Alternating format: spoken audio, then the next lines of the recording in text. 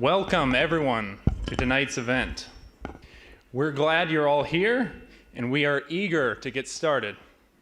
Can we trust the New Testament? Have there been changes to the text of the Bible? Some believe that the text has been corrupted and is therefore unreliable. But is this true? Our speaker this evening will address these questions and more.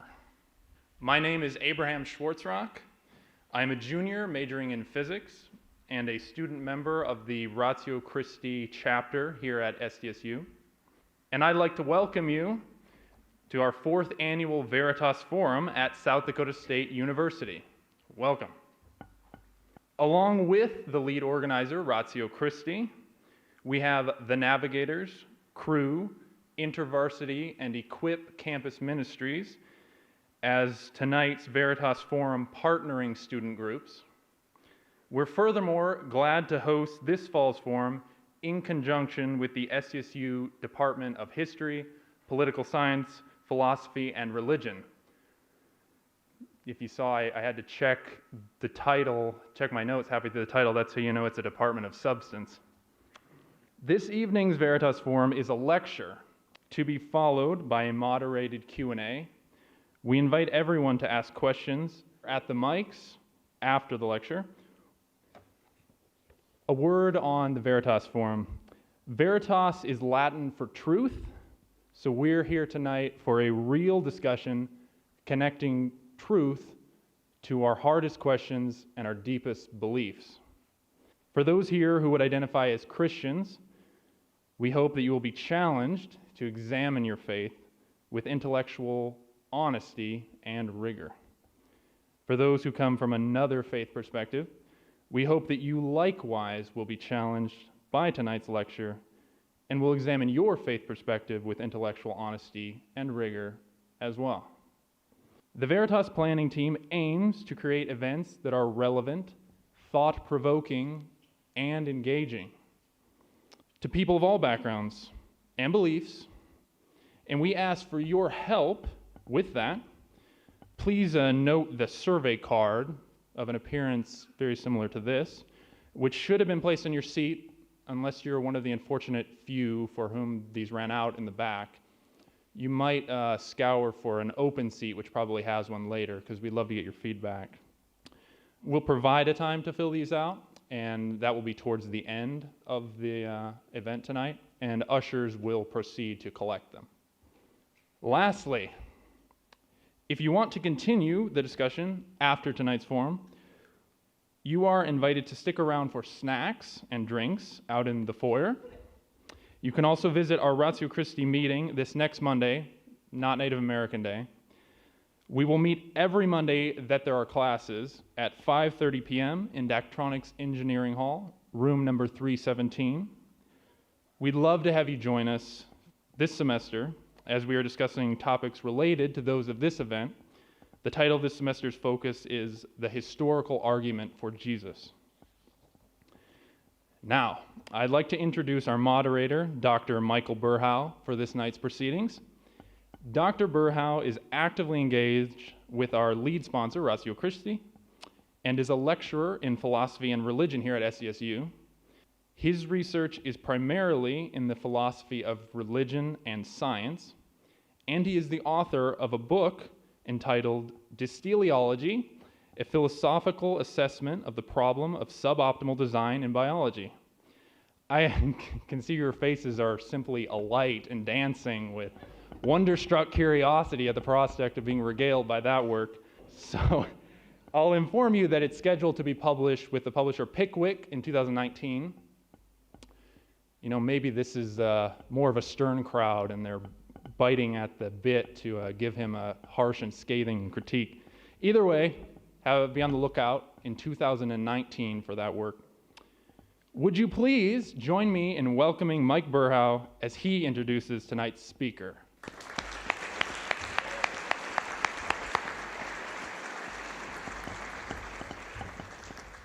Wow, I don't know if I should thank you or not, but thank you for that introduction. I'm also happy to be here tonight, and I'm glad that all of you have been able to come and join us.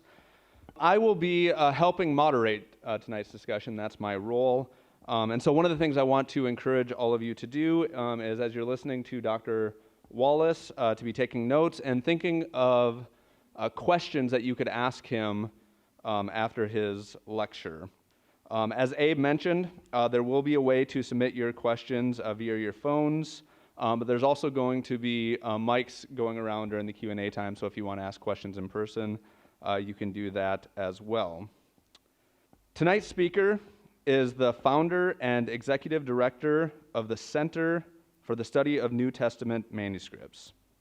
He has traveled to 35 countries and has examined hundreds of thousands of pages of unique, handwritten manuscripts in dozens of libraries, monasteries, and private collections throughout the world. He is also the senior research professor of New Testament studies at Dallas Theological Seminary, where he has served for more than 30 years. He has written, co-authored, or contributed to more than 36 books, and has been a consultant for several different Bible translations. His exegetical syntax of the New Testament is the Standard, Intermediate, Advanced New Testament Greek Grammar in the English-speaking world, and this grammar has been translated into more than a half a dozen languages. We are very glad that he has been able to join us this evening. Would you please join me in welcoming Dr. Daniel Wallace.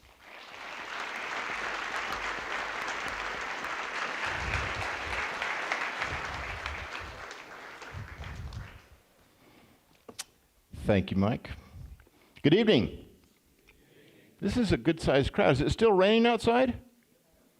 I can't believe you guys came out in such cold weather. It was 90 degrees when I left Dallas this morning, and I prefer that kind of weather over what you have here. The topic that I'll be speaking about is how badly was the New Testament corrupted.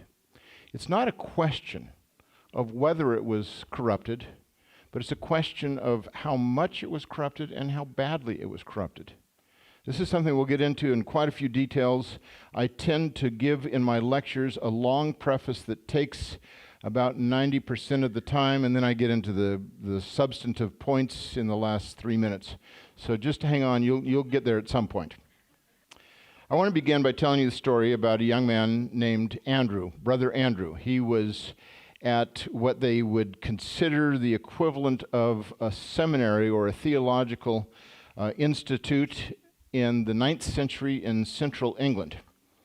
And as he was studying there, preparing to go to a monastery, his professor, his advisor, said, Andrew is a little bit difficult. He was probably like a lot of the engineering students here, he was anal.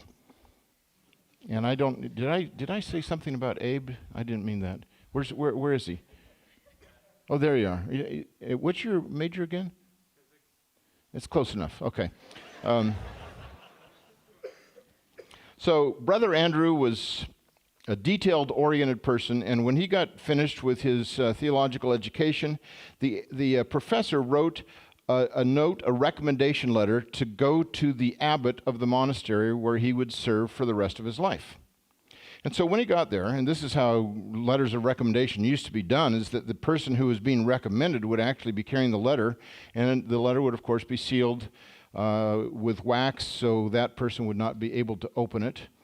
And so he brings it to the abbot, and the abbot reads this note from the professor. And it essentially says, this man is peculiar, he's very anal, 9th century English, of course, but he is one that you need to assign to doing some of the most detailed and monotonous work that nobody else would be interested in doing. So the abbot sized him up and he said, Brother Andrew, I have just the job for you. I want you to take some of our in-house legal documents on how we conduct this monastery and copy them out. We've got 3 copies right here. We'd like you to compare them and make a new copy. So he started this, and about 20 minutes later, there was a knock at the abbot's door. Holy Father, I see some discrepancies in these manuscripts. Have you got some older ones that I can compare? And so the abbot thought, well, yes, we do. They haven't been seen in some time, but I can take you to another part of the library, and you can see some of these older manuscripts. And so he looked at those, and about 20 minutes later, there's another knock at the door. And Andrew says, Holy Father, there's still some discrepancies here. Do you have some older ones that I could look at? And these are the bylaws that they followed in how they conducted themselves at this monastery. And so the abbot sized him up and he said, you know, young man, I'm going to take you to a place that I've never taken any of the current monks to before. But I'm going to trust you to take care of these documents. So he goes down this labyrinthian path that's subterranean in the library through several locked doors and takes him to the room where the original manuscripts of this particular monastery were. And Brother Andrew starts copying out the actual original document and makes a copy of it. And about 10 minutes later, there were about 20 different hands pounding on the abbot's door. The abbot opens the door, and it's all the rest of the monks. And they said, Holy Father, this new monk has gone berserk. He's down there on the table, and he's weeping and gnashing his teeth, and he's pounding on the table. You got to come see him quickly. So they all scurry down and see Brother Andrew. And Andrew's saying, they left out the letter R. How could they do that? They left out the R. And the abbot thought, my gosh, this guy really is anal. And then Andrew said, the word is supposed to be celebrate.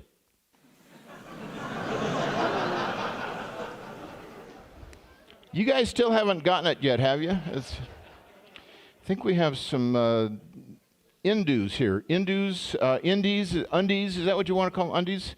North Dakota University, undies, underwear, whatever. Anybody from North Dakota here? Okay, I'll try to tell my jokes more slowly for you then. All right, the North Dakota bison, right? Okay, undies. Well, we're asking the question, how badly was the text of the New Testament corrupted? And the fact is that even a small error can have some rather large implications. So I want to start with some quotations from various scholars, and we'll start with Dan Brown, the great scholar who wrote Da Vinci Code, and what he has to say about the Bible. He has Sir Lee Teabing say the Bible has evolved through countless translations, additions, and revisions. History has never had a definitive version of the book. Well, we've all heard that. Many of you have said that. The Bible has been translated and retranslated so many times, how can we possibly get back to the original text? Well, it's not just Dan Brown who says this in a novel, but Kurt Eichenwald, who is a Dallas native, wrote in December 23rd, 2014 in Newsweek, which was a decent journal before. He wrote, "The Bible's so misunderstood, it's a sin." And here's what he has to say. These journals, magazines, television shows, interviews on the radio, this kind of thing about the Christian faith, where it's an attack on the Christian faith, always seem to come out right around Christmas and Easter, the two times when Christians are thinking more about what they believe than at other times, and so the media tends to try to dissuade them from that opinion. So in the section, Playing Telephone with the Word of God, again, this was in Newsweek, Eichenwald says, no television preacher has ever read the Bible. Neither has any evangelical politician. Neither has the Pope. Neither have I. Well, probably all of that is true so far. And neither have you. At best, we've all read a bad translation. A translation of translations of translations, of hand-copied copies of copies of copies of copies, and on, hundreds of times. This sounds perhaps like a bit of an exaggeration to me. And the reality is that what Eichenwald did was he was playing telephone with the scholarly material that he had and didn't read it carefully and ended up doing the telephone game with the sources he had. I'll get to one of the major sources, the major source here in just a minute. But it's not just novelists and journalists who are making claims that we can't possibly get back to the original text and it's totally corrupted. We can't tell what it originally said. C.J. Werleman has also said this. He's an atheist, and his first book was God Hates You, Hate Him Back. Now, I think that's kind of an ironic title for an atheist, don't you think? I mean, shouldn't it be something like nothing hates you, hate nothing back? If he's an atheist. You guys are still a little slow on getting this. And the rest of you just... Anyway. Well, his second book, Jesus Lied. He was only human. Here he is hooked up to a lie detector. And what he has to say is this. We do not have any of the original manuscripts of the Bible. The originals are lost. We don't know when and we don't know by whom. What we have are copies of copies. In some instances, the copies we have are 20th generation copies. Well, we've heard from a novelist, a journalist, an atheist, and now from a leading Muslim scholar who's a popular apologist in Britain, M.M. al-Azami. And in his book, The History of the Quranic Text, where he compares it to the Old and New Testament, he says this. The Orthodox Church, being the sect which eventually established supremacy over all the others, stood in fervent opposition to various ideas, also known as heresies, which were in circulation. These included adoptionism, the notion that Jesus was not God but a man, Docetism, the opposite view that he was God and not man, and separationism, that the divine and human elements of Jesus Christ were two separate beings. In each case, this sect, the one that would rise to become the Orthodox Church, deliberately corrupted the Scriptures so as to reflect its own theological visions of Christ while demolishing that of all rival sects. If al-Azami is correct, then that means that Christians who believe that the New Testament originally taught that Jesus Christ is fully God and fully man are dead wrong, and it's been overhauled many times, but especially in the 4th century when Emperor Constantine became the first Christian emperor and he legalized Christianity. But these guys are not scholars of the Bible. Their primary source, I think, although there could be several others, is Bart Ehrman. And he was here, just last week, wasn't he? Week and a half ago? Bart and I go back, way back. We've been friends for 36 years. I met him in his first year in the PhD program at Princeton Seminary, and we're friends. In his book, Misquoting Jesus, which was his first really popular book, he says a few things about the Bible. Now, what's ironic here is that it's the story behind who changed the Bible and why. It's all about the New Testament. But the background behind this medieval scribe is actually Hebrew, which is what the language of the Old Testament is written in, not the New Testament, and it's upside down. But Ehrman didn't have anything to do with that. He's quite competent in Hebrew as well as Greek. But here's what he had to say. Not only do we not have the originals, we don't have the first copies of the originals. We don't even have copies of the copies of the originals, or copies of the copies of the copies of the originals. That sounds like Wurliman. It sounds even like Eichenwald. Ehrman, though, is a bona fide New Testament textual scholar or textual critic. He studied under Bruce Metzger for both his master's degree and his PhD at Princeton Seminary, and Bruce Metzger was probably the best textual critic of the New Testament in the 20th century. And that's actually Bart's opinion of him. I think he's probably right. But he also says at the end of his book something that sounds like al-Azami.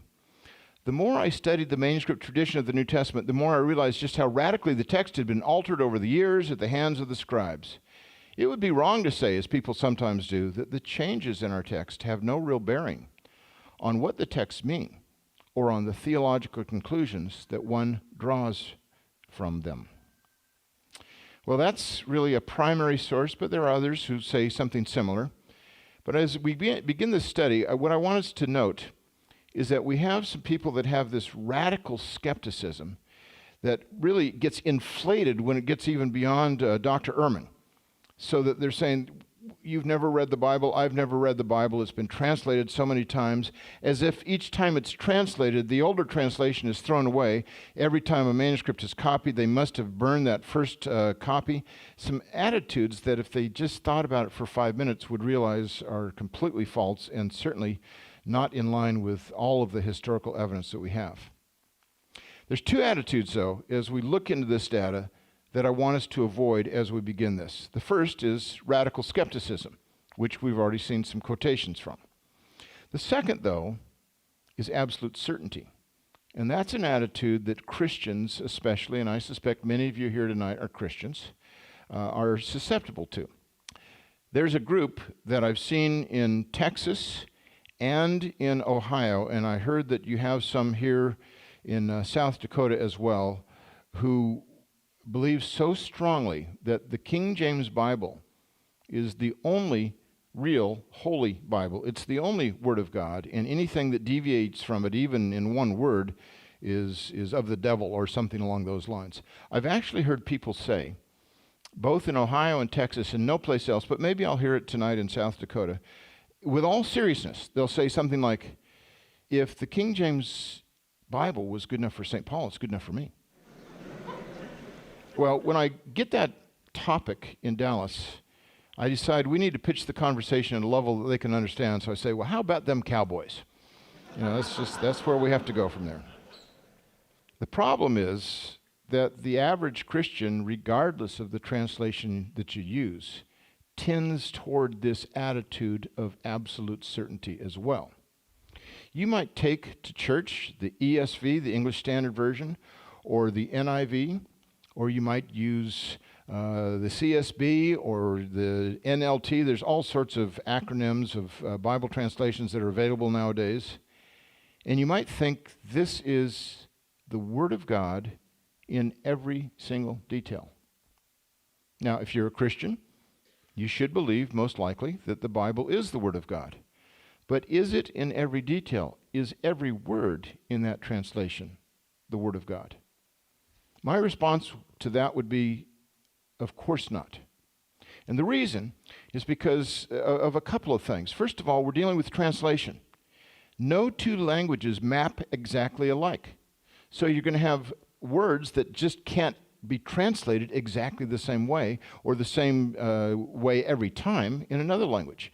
The syntax is different between two languages.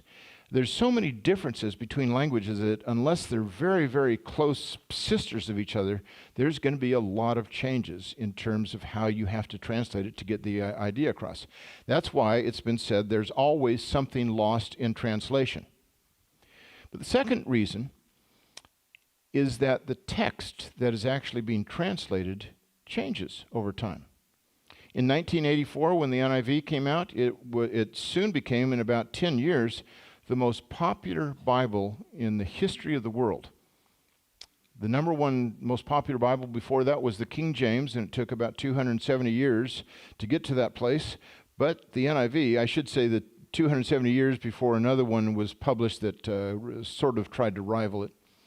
But when the NIV came out, it took just 10 years to actually beat the numbers, I understand, of the King James Bible. However, it came out again in 2011. There were adjustments made. There were a lot of changes to the wording, and there were also changes to the text that was being translated. So which one is the Word of God in every particular?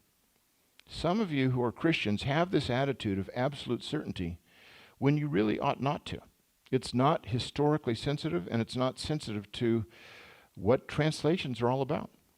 We're going to figure out where between these two attitudes we really should land, and I'll give you plenty of evidence to discuss this tonight. I hope there will be some lively questions. There's 4 questions that we want to answer. So 2 attitudes to avoid, 4 questions to answer. How many textual variants are there? I'll even define what a textual variant is.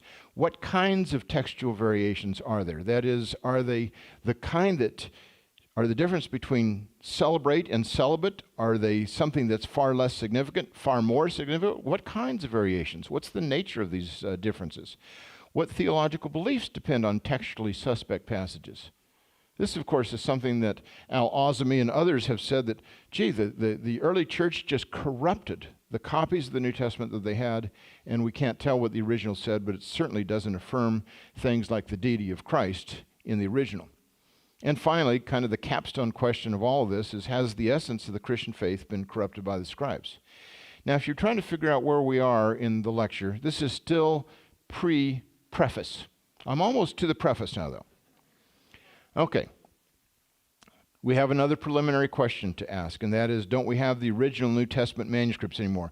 Here's a painting of Jerome, who translated the Greek and Hebrew Old and New Testaments into Latin. He created the Vulgate, the Latin Vulgate, and he always went around with a human skull to remind him of his own mortality. Perhaps a bit morbid, but I've followed in his footsteps, and I have a skull on my desk at home.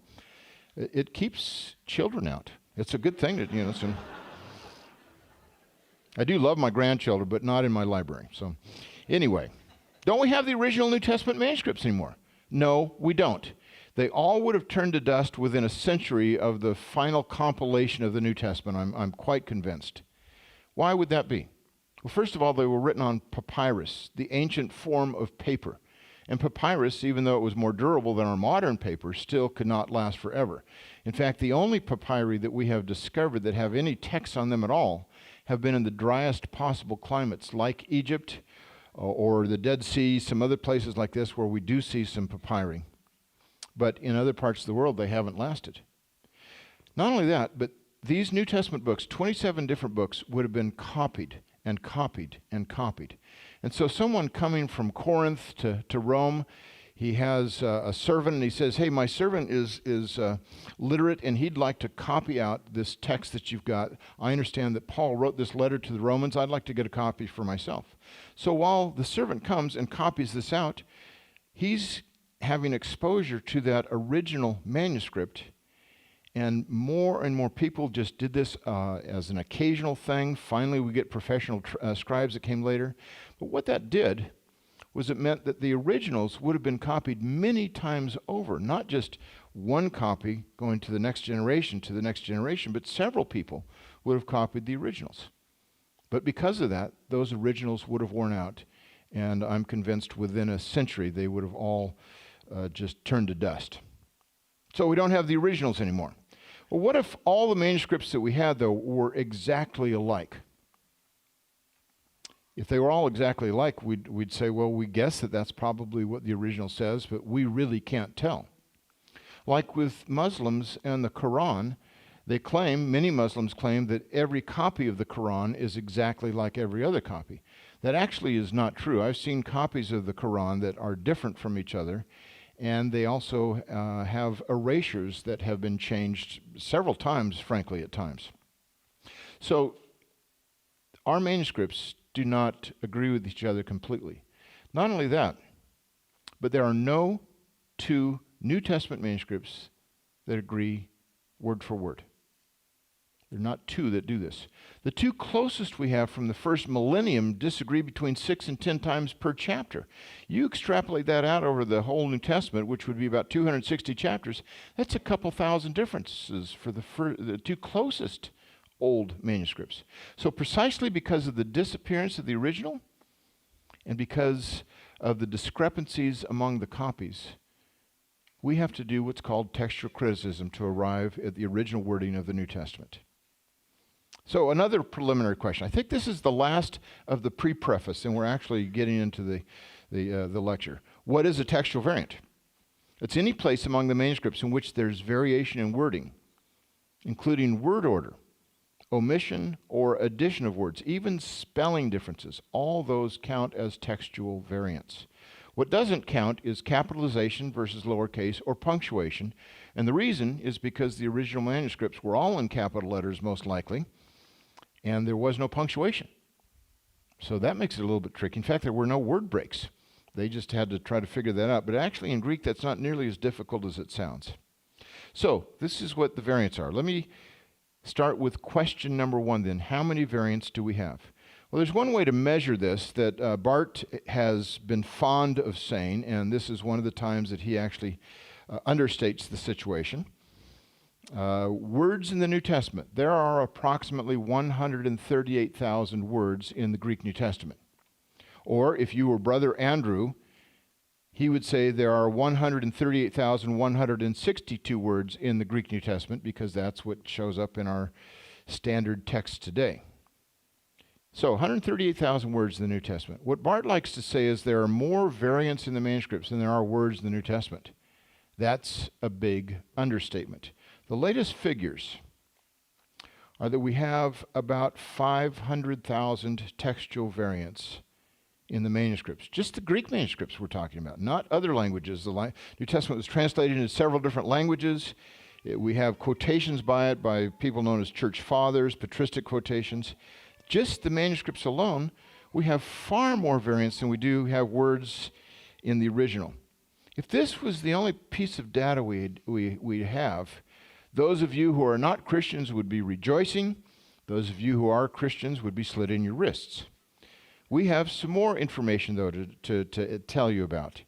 And the big thing I think that is crucial here to get is that the reason we have a lot of textual variants is because we have a lot of manuscripts. If we had one manuscript of the New Testament, it wouldn't disagree with itself. There would be no variants. But does that tell you what the original says? No. It's just the one manuscript that we'd have to deal with. In the year 1707, John Mill, an Oxford scholar, had spent 30 years of his life, his entire adult life, trying to produce a Greek New Testament that listed as many textual variants as he could find. And his Novum Testamentum Graeca came out in 1707. It was a very large volume with an apparatus or footnotes that listed all the variants of the 99 Greek New Testament manuscripts he was able to look at. Now keep this in mind as we think about these issues. 99 New Testament manuscripts he had access to. We'll talk about how many we have today. He also read what church fathers had to say through the first few centuries and several ancient translations. And he produced a text that I may have a picture of it. Yeah, here it is. This is from the Apocalypse, or the book of Revelation. You see the arrow, the yellow arrow. What is below that is his apparatus, his footnotes of differences from that text in much smaller print. Revelation has fewer variants than other portions of the New Testament. But I thought I'd show you one of what he did there. He spent 30 years of his life on this, and he created a book that had 30,000 textual variants from the Greek New Testament. There were groups that absolutely loved this fact, and there were groups that absolutely hated this fact. Those that loved it were Roman Catholics. They said, look, John Mill has produced a text where you guys have a paper pope, and that paper pope is, we're not sure when he's really speaking ex cathedra. He says this in one place, but there's a footnote. Does he really mean that? Which one is it? Our pope, at least, is consistent. And then there were conservative Protestants who said, what John Mill has done is the work of the devil. Why? Because he didn't discover the water. I'm the one who keeps kicking this around. I think I'll leave it right here because I'll probably spill it several more times. It's a good thing I put a cap on it. I have actually destroyed 4 laptops. When I used to have water in a cup, and I decided after I destroyed my last one 2 years ago, I've got to have I have an adult sippy cup with coffee that I use at school, and I have bottled water, and I screw that top on tight. So anyway, that would have been really entertaining if I had done that tonight, but I would not have been very happy, and my wife would especially not be very happy. So where were we? You guys got me distracted. What happened? Oh, okay. So there were some conservative Christians who said that John Mill, what you did was the work of the devil. And frankly, what he did was the work of history, historical investigation, which is always a good thing to do.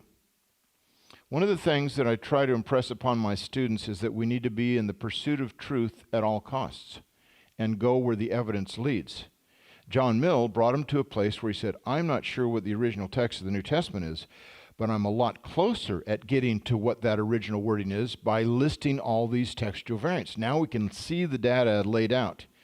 Now, Mill died 2 weeks after this was published, which was absolutely perfect timing.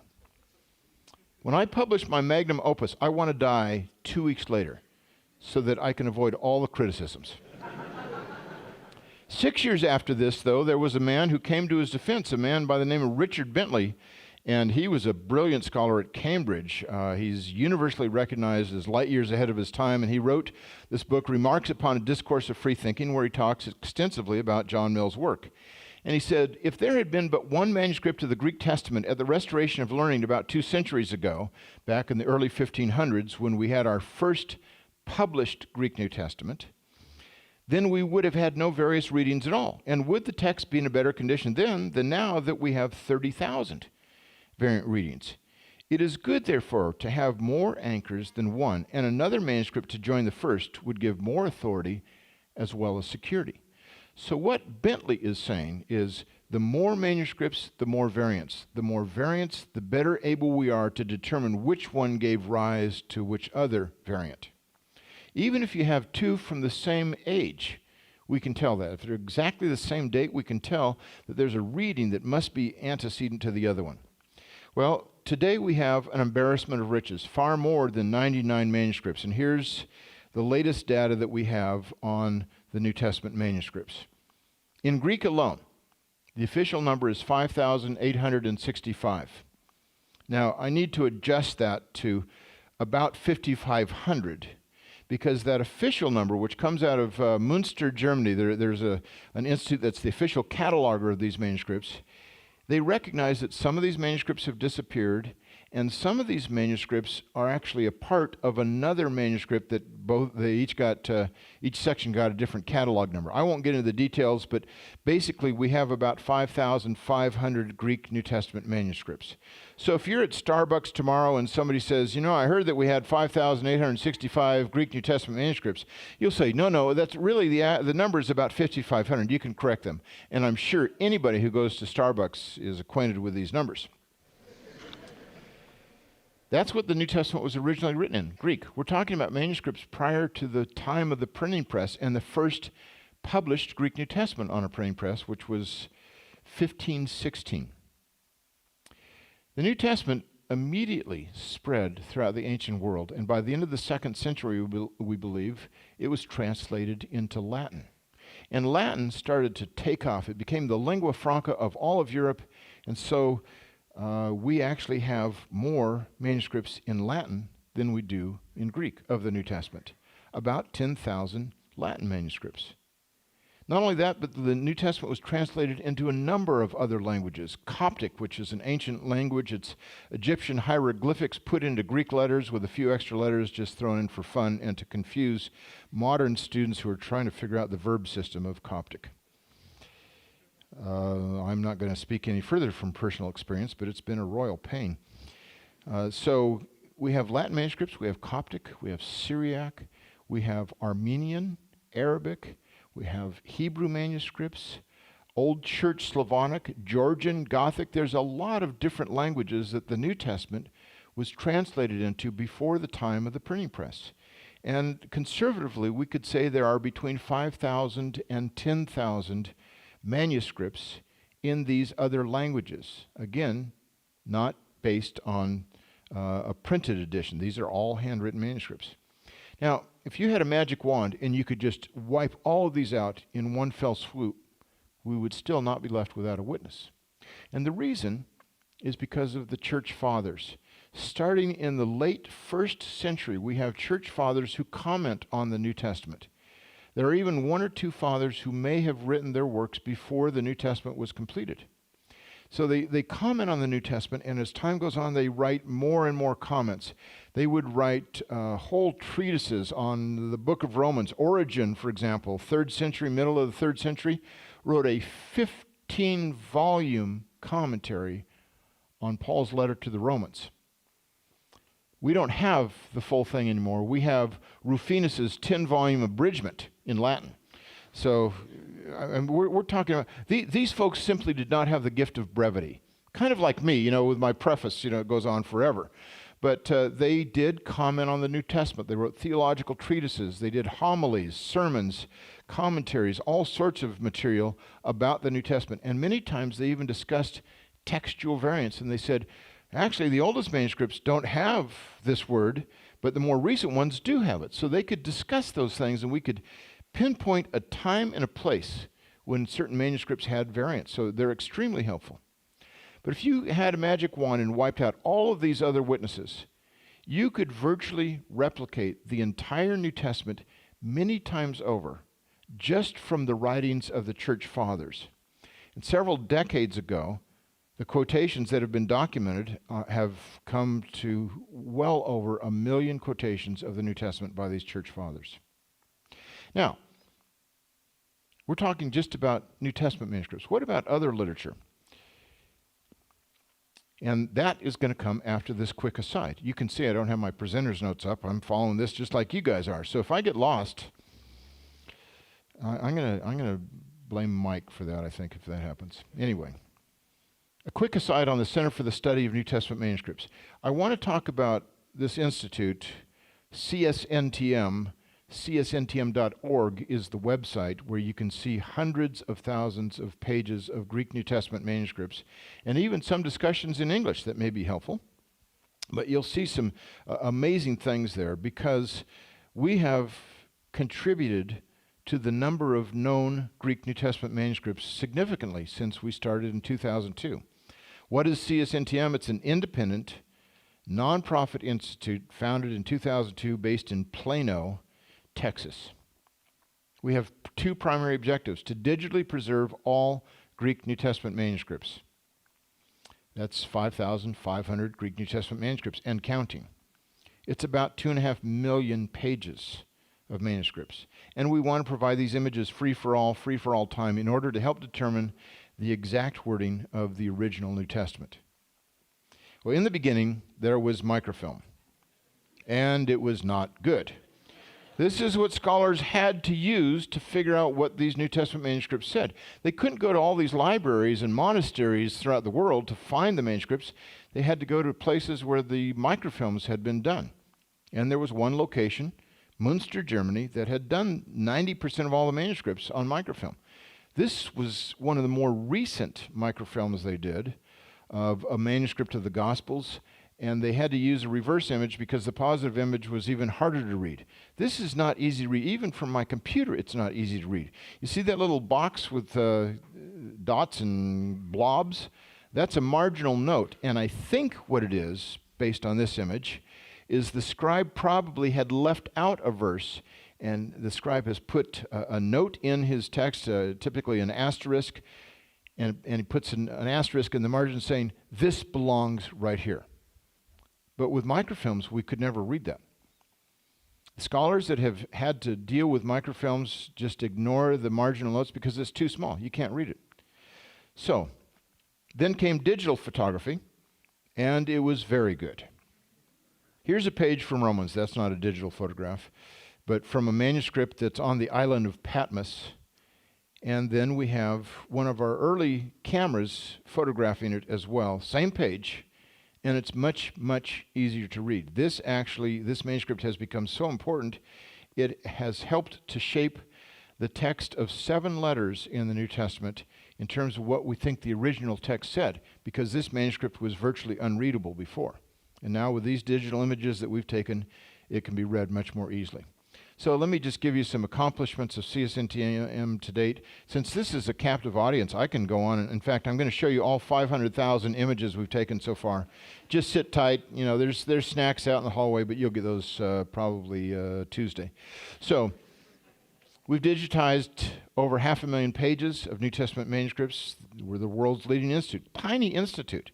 We've got 7 of us doing this work. We've discovered more than 90 New Testament manuscripts.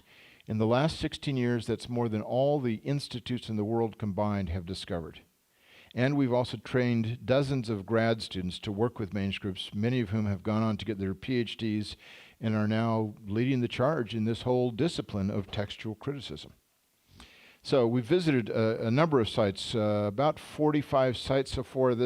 I was going to list a bunch of them, but I don't have time to do that. But here's the island of Patmos, where John wrote the book of Revelation. Whether it's John the Apostle or some other person named John, we're not exactly sure. But this is on top of the monastery that is a 900-year-old monastery, and it has walls that are as much as 10, 15 feet thick.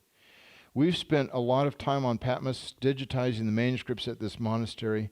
We've been to Cambridge University, Oxford University, St. Catherine's Monastery in the middle of the Egyptian desert at the base of Mount Sinai.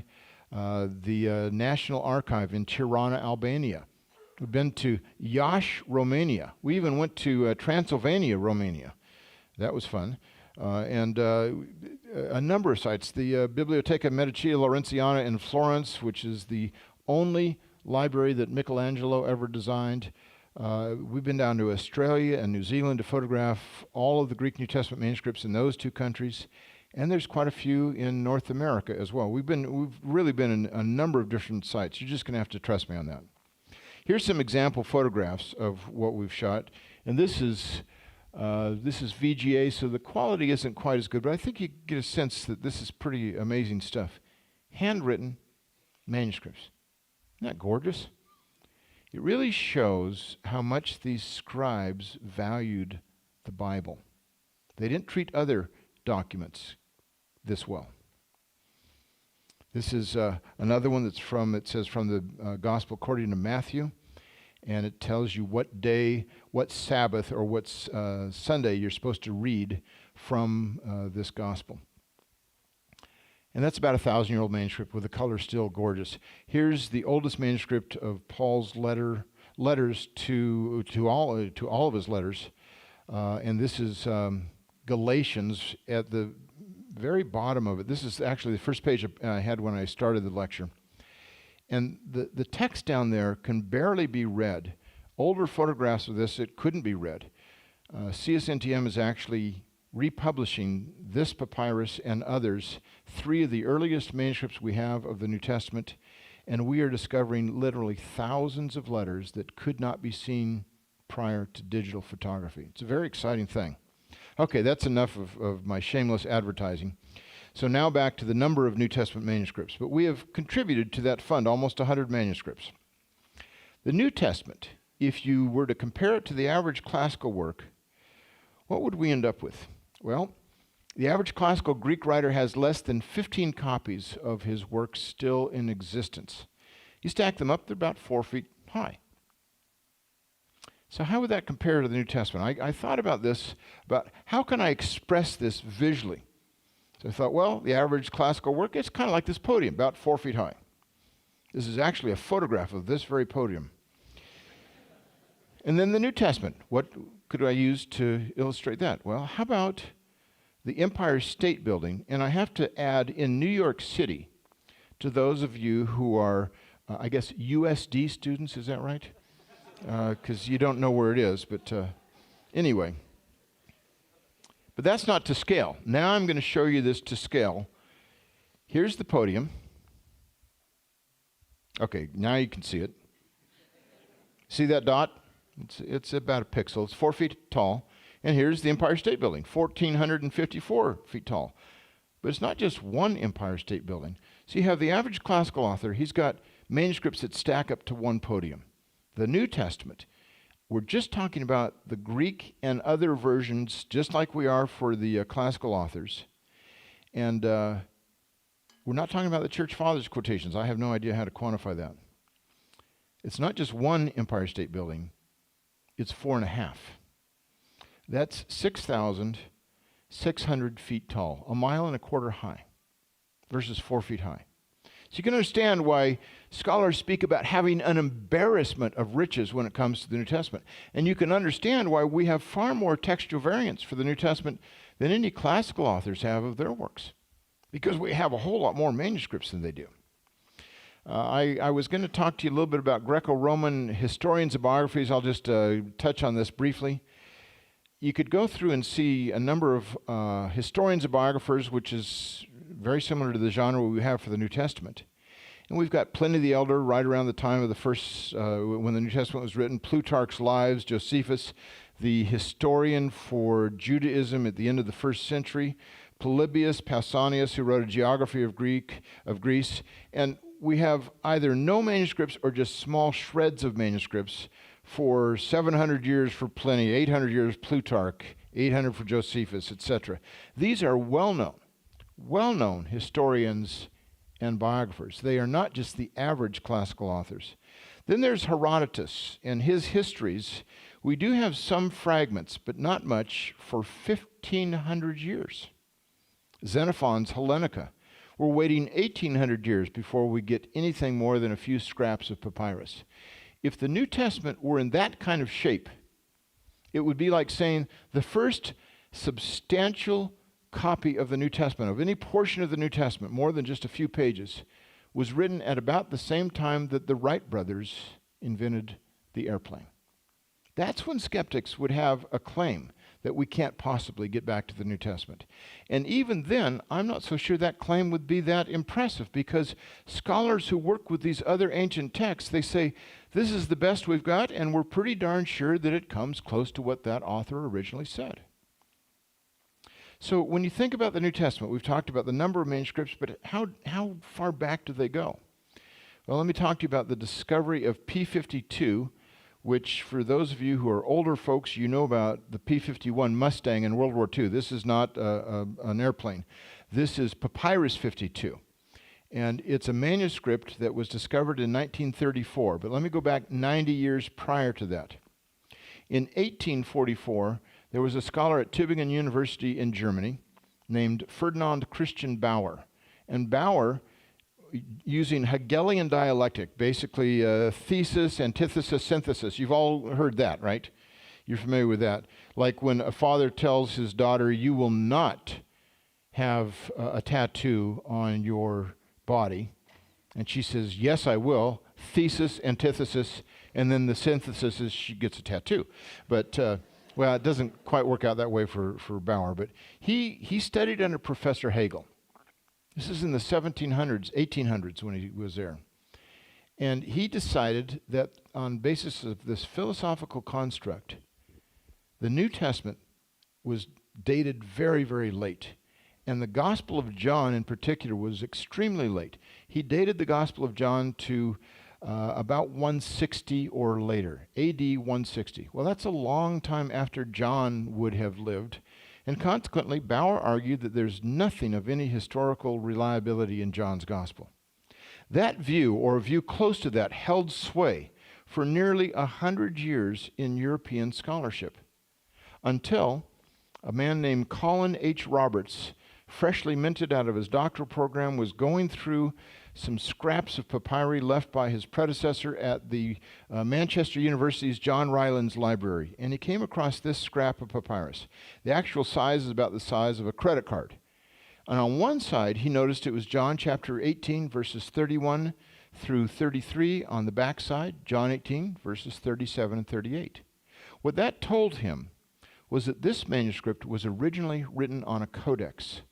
A codex is like our modern book form, where it's bound on one side, and then you have the three cut pages, and you can flip it. You know, some of you have seen a book. Most of you probably have not, because you use computers, and that goes back to the older technology of scrolling. But we know that the codex, Christians didn't invent it, but they were the first to popularize it. We know it was invented in the second half of the first century AD. And in the first 500 years of the Common Era, over 90% of all Christian books were written on a codex, while only 14% or so of non-Christian books were written on a codex. It was the first, and I think only time, in the history of the church where Christians were ahead of the technological curve. So, here's a manuscript that C.H. Roberts looked at, and he was able to date it. He said, it's dated somewhere between AD 100 and 150. He sent photographs to the three leading papyrus scholars, known as a papyrologist in Europe, and each one of them independently wrote back to him and said, this should be dated as early as AD 100, as late as AD 150. Here was a manuscript, a small fragment of a manuscript, that told us that the whole Gospel of John was originally what this was of, and it sent 2 tons of German scholarship to the flames. An ounce of evidence is what C.H. Roberts discovered, and that was worth a pound of presumption, or 2 tons of presumption in this case. That's, I think, what we're dealing with when we're looking at New Testament manuscripts. What is the evidence? It may not be a lot of evidence, and yet I'd say 5,500 manuscripts in Greek is a lot of evidence. So We also have some other manuscripts that come early, as many as a dozen from the 2nd century, and then we go all the way through the 10th century, AD 1,900 years after the New Testament is completed. We have at least 967 Greek New Testament manuscripts written in the first millennium.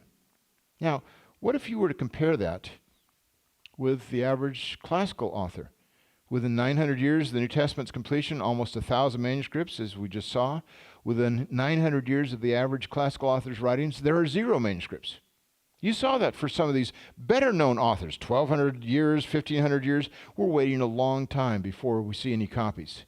So when someone says, well, gee, we don't have copies of the New Testament until maybe we have to wait for copies of copies of copies. Well, let's multiply that several dozen times, maybe 100 times when you're talking about other ancient literature. Compared to anything else in the ancient world, the New Testament on average is about 1,000 times more evidential. That is, we have about 1,000 times more material evidence for the New Testament than we do the average classical author. And it comes as much as 1,000 years earlier than the average classical author. That's an embarrassment of riches. And it is an embarrassment because we simply don't have enough scholars to work on this. Okay, so I said we're going to ask 4 questions. We're done with question 1 now. Has the Bible been, but I also said, I get to the end real fast, so the last 3 questions will be quick. Has the Bible been translated and retranslated so many times that we don't know what it originally said? Of course not. We still can go back up that line and see a manuscript from the 2nd century or 3rd or 4th. We're not just dependent on that last person in the line of the telephone game where it's a game that's intentionally trying to garble it. We have several lines of transmission. It's not oral, it's written, and we can go back and check those lines of transmission much earlier and do the comparisons. If I were to read out a long statement to all of you that lasted, maybe I read for 5 or 10 minutes, and I asked each one of you to write out exactly what I wrote, I have a good feeling that I'd be able to reconstruct exactly what I said based on what you wrote. I would know which scribes did a better job. Some of you leave out whole sentences. Some of you have nonsense. Some of you have no clue how to spell. Others are very, very painstakingly accurate. You'll miss something, but the scribe next to you will get it. We can reconstruct that from these variants, from these manuscripts. Another way to look at this is in 1611, the King James Bible came out, and the New Testament was essentially based on 8 manuscripts. And of those 8, 3 were really heavily used. 100 years earlier by the first published Greek New Testament done by a man named Erasmus. 3 manuscripts.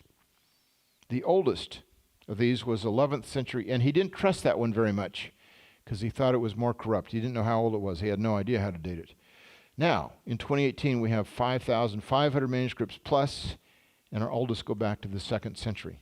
So as time goes on, we're actually getting closer and closer to the original text, not farther away. Okay, that's question number 1. Number 2, what kinds of textual variations are there? And I'll be much faster about the rest of these. But I wanted to talk to you about the variants and the manuscripts. It's such important evidence to think about. Well, I could break this down into several different categories, but I can simplify it this way. Over 99% make virtually no difference at all. For example, there are spelling differences in the manuscripts that really affect nothing. You guys did not laugh at that. Where are you from?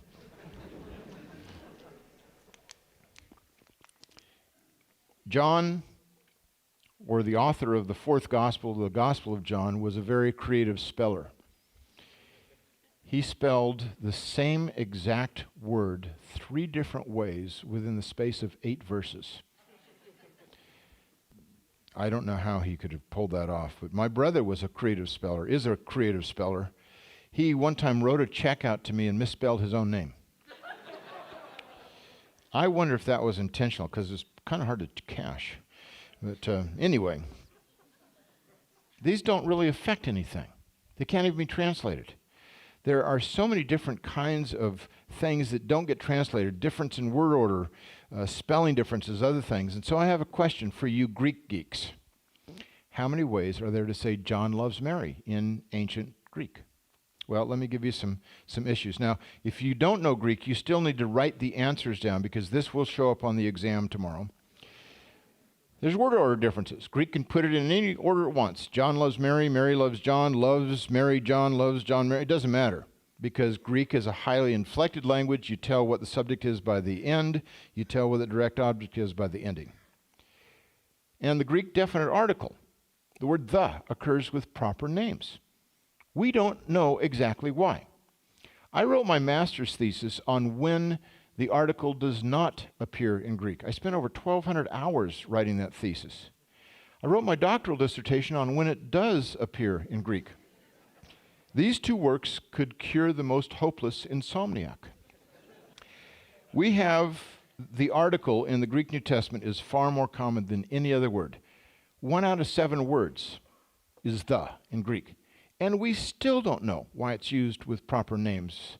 Although there have been lots of theories, nothing has compelled scholars to believe it one way or another. So you can say, the John loves Mary, the John loves the Mary, John loves the Mary, and it's always translated, John loves Mary.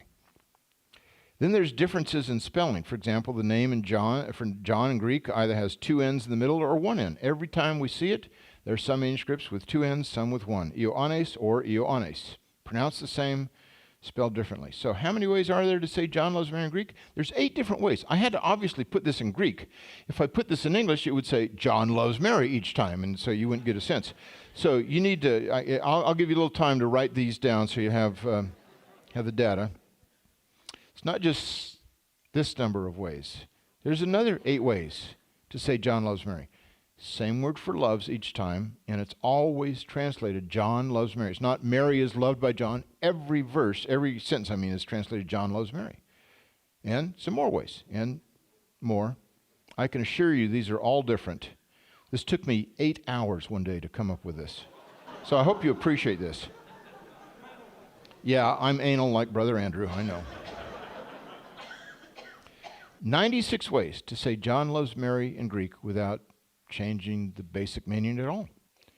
But there's also conjunctions that are often untranslated that go along with sentences like this. And I just picked on a few of them, and so there's some more ways to say John loves Mary. Hold on a second.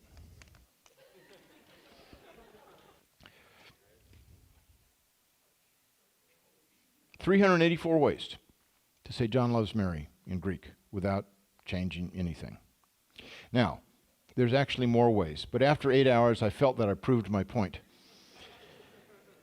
These are not all the ways to say John loves Mary in Greek. Other legitimate word orders swell the numbers to over 500, and a different verb for loves now mushrooms the numbers to nearly 1,200. Bart Ehrman said we could go on nearly forever talking about specific places in which the texts of the New Testament came to be changed, either accidentally or intentionally. The examples are not just in the hundreds, but in the thousands.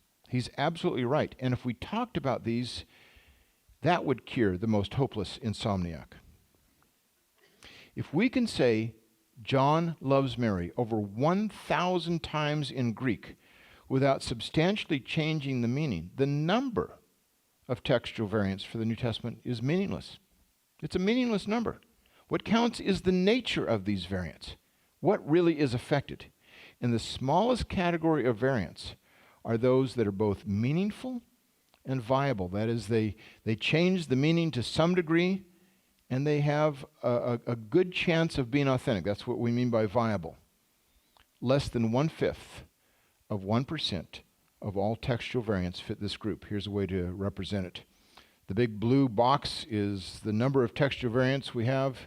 And when you hear about 500,000 textual variants, this is the way that most people think about it. But let's talk about the ones that are actually significant. It's that little yellow box in the corner. That's what we're really talking about. I am a member of the Society of Biblical Literature. Bart Ehrman is also a member of that, and he has given several lectures there. I've given lectures there as well. And when we have this group of textual scholars to get together and talk about variants, I can assure you we've never talked about this large blue box. We'd get kicked out of the society for doing something so boring. What we're focusing on are those that do change the meaning of the text to some degree. So let me give you a couple of illustrations. Here's one of my favorites, Mark chapter 9, verse 29. Jesus' disciples were trying to cast out some demons, and they were unsuccessful. So he said to them, this kind can only be cast out by prayer and fasting. Or did he just say, by prayer, period? This is the only place in the entire New Testament where and fasting may be part of the original text in the sense of it's a command or a suggestion that you need to fast to do something. So maybe if some of you are involved in exorcisms, you might want to hedge your bet and pray and fast, or you might just pray.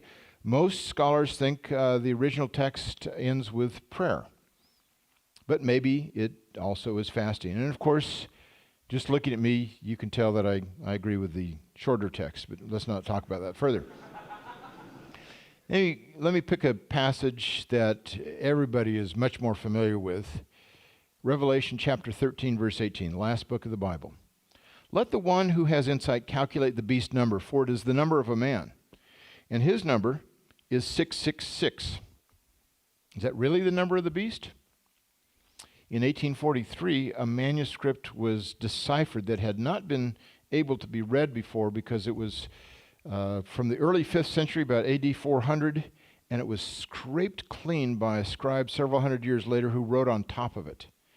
A German scholar named Konstantin Tischendorf spent 2 years at the Bibliothèque Nationale in Paris deciphering these 157 leaves, retracing the letters of the undertext without retracing the upper text. Very, very patient man, and he got a great deal of acclaim for pulling this off.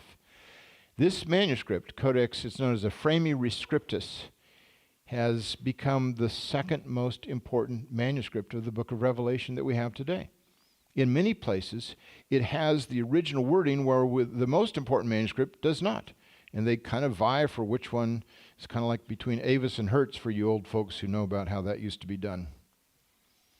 But this manuscript does not have 666 at Revelation 13:18. Instead, it says 616. That was the only manuscript that we knew of that had that until 1998, when at the Ashmolean Museum of Oxford University, several papyri were published, and one of them that was just 26 fragments of a manuscript that was spread out over 9 chapters in Revelation. Papyrus number 115 is now the oldest manuscript we have for this passage. And that manuscript also says the number of the beast is 616. So one of the most important manuscripts and the oldest manuscript of this passage say the number of the beast is 616.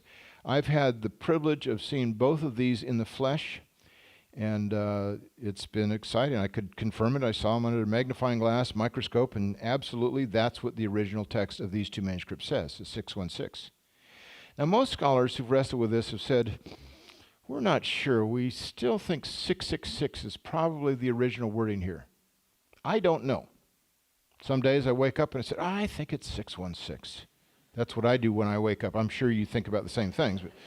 But other days, no, I think it's 666. Other days it's 315, and I go right back to bed when I'm doing that. So. But here's the thing. Most scholars would say, yeah, 666, that's the number of the beast. 616, that's the neighbor of the beast. He lives a few doors down, you know. How'd you like to be in that neighborhood? I don't know of any doctrinal statement of any church, any theological institute, any denomination that says in its doctrinal statement, besides things like we believe in the virgin birth, we believe in the deity of Christ, you know, things along those lines, and we believe that the number of the beast is 666. It may be an important textual issue, but it's not that important. It doesn't rise even to that level. So these are just a couple of examples. There's plenty more, and I'm sure we'll come up with some of those during the Q&A. Question 3, what theological beliefs depend on textually suspect passages? Well, I'll go back to Dan Brown in his Da Vinci Code. And he has Sir Lee Teabing say to Sophie, my dear, until that moment in history, Jesus was viewed by his followers as a mortal prophet, a great and powerful man, but a man nonetheless, a mortal. That time in history was when the Council of Nicaea met in AD 325, according to Teabing and Dan Brown. Emperor Constantine was the one who convened it, and then he left and came back towards the end of it later in that summer. So what Dan Brown is saying is that Constantine invented the deity of Christ. We saw that when we already read from M.M. al-Azmi. He believes something similar to that it was the Orthodox Church, the one that came out in the 4th century that finally won the battle against the others, that affirmed a view of the deity of Christ that Christians today would hold to. Remember when I told you an ounce of evidence is worth a pound of presupposition? Here's an ounce of evidence, P66, and that's the first leaf of P66. Did you see it? I hope you wrote it down. You can read along with me if you'd like. In John 1:1, this is a manuscript dated about AD 200, about 125 years older than the Council of Nicaea. So here's what it says. I'll read it real quickly for you. En arche en halagas, kai halagas en proston theon, kai theos en halagas. Or, you probably know it better as, in the beginning was the Word, and the Word was with God, and the Word was God. What P66 says, 125 years before the Council of Nicaea, is what every single manuscript of John's Gospel, no matter the date or the language, says at this place. Jesus is unequivocally called God. The same could be said for the major passages that affirm his deity, his virgin birth, his sinlessness, his death on a cross, his bodily resurrection, and his second coming. And there are none of these places that deny these things. There are some where the textual variant is, it's not an affirmation, but it's also not a denial. You see the difference? That's a very important distinction to make. So we get to our fourth question. In other words, what theological issues are dependent on this? Nothing essential. Maybe whether you should fast when you're doing exorcisms, but not too many other things. Has the essence, our final question, has the essence of the Christian faith been corrupted by the scribes? Sir Frederick Kenyon, who was paleographer extraordinaire and the principal librarian at the British Museum for many, many years, said this about 80 years ago. The general result of all these discoveries, when a lot of these early papyrus discoveries were being made, and all this study is to strengthen the proof of the authenticity of the scriptures and our conviction that we have in our hands in substantial integrity, the veritable Word of God. I think that's a great statement. In substantial integrity, we have in our hands the veritable Word of God. But it's not just a guy like Kenyon who says that. Listen to somebody whom you already know intimately because he was here last week, Bart Ehrman. In his book, Misquoting Jesus, in the paperback edition that came out after about 6 months after the hardback edition, they had an appendix. And on page 252, the editors of this book asked this question: why do you believe these core tenets of Christian orthodoxy to be in jeopardy based on the scribal errors you discovered in the biblical manuscripts? Notice, they're not asking, do you believe these core tenets to be in jeopardy? They're asking, why do you believe? In other words, the way they read his book is the way hundreds of thousands of college students and others have read his book. Namely, that Bart Ehrman is saying that the core tenets of orthodoxy, of the Christian faith, are in jeopardy by these textual variants. He even sounded like he was saying that earlier. Here's his answer. Essential Christian beliefs are not affected by textual variants in the manuscript tradition of the New Testament. Page 252, Misquoting Jesus of the paperback version. Essential Christian beliefs are not affected by textual variants in the manuscript tradition of the New Testament. And so I conclude by simply saying, I agree. I couldn't have put it better myself. The New Testament text in all essentials and in the vast majority of particulars is absolutely certain. Thank you very much.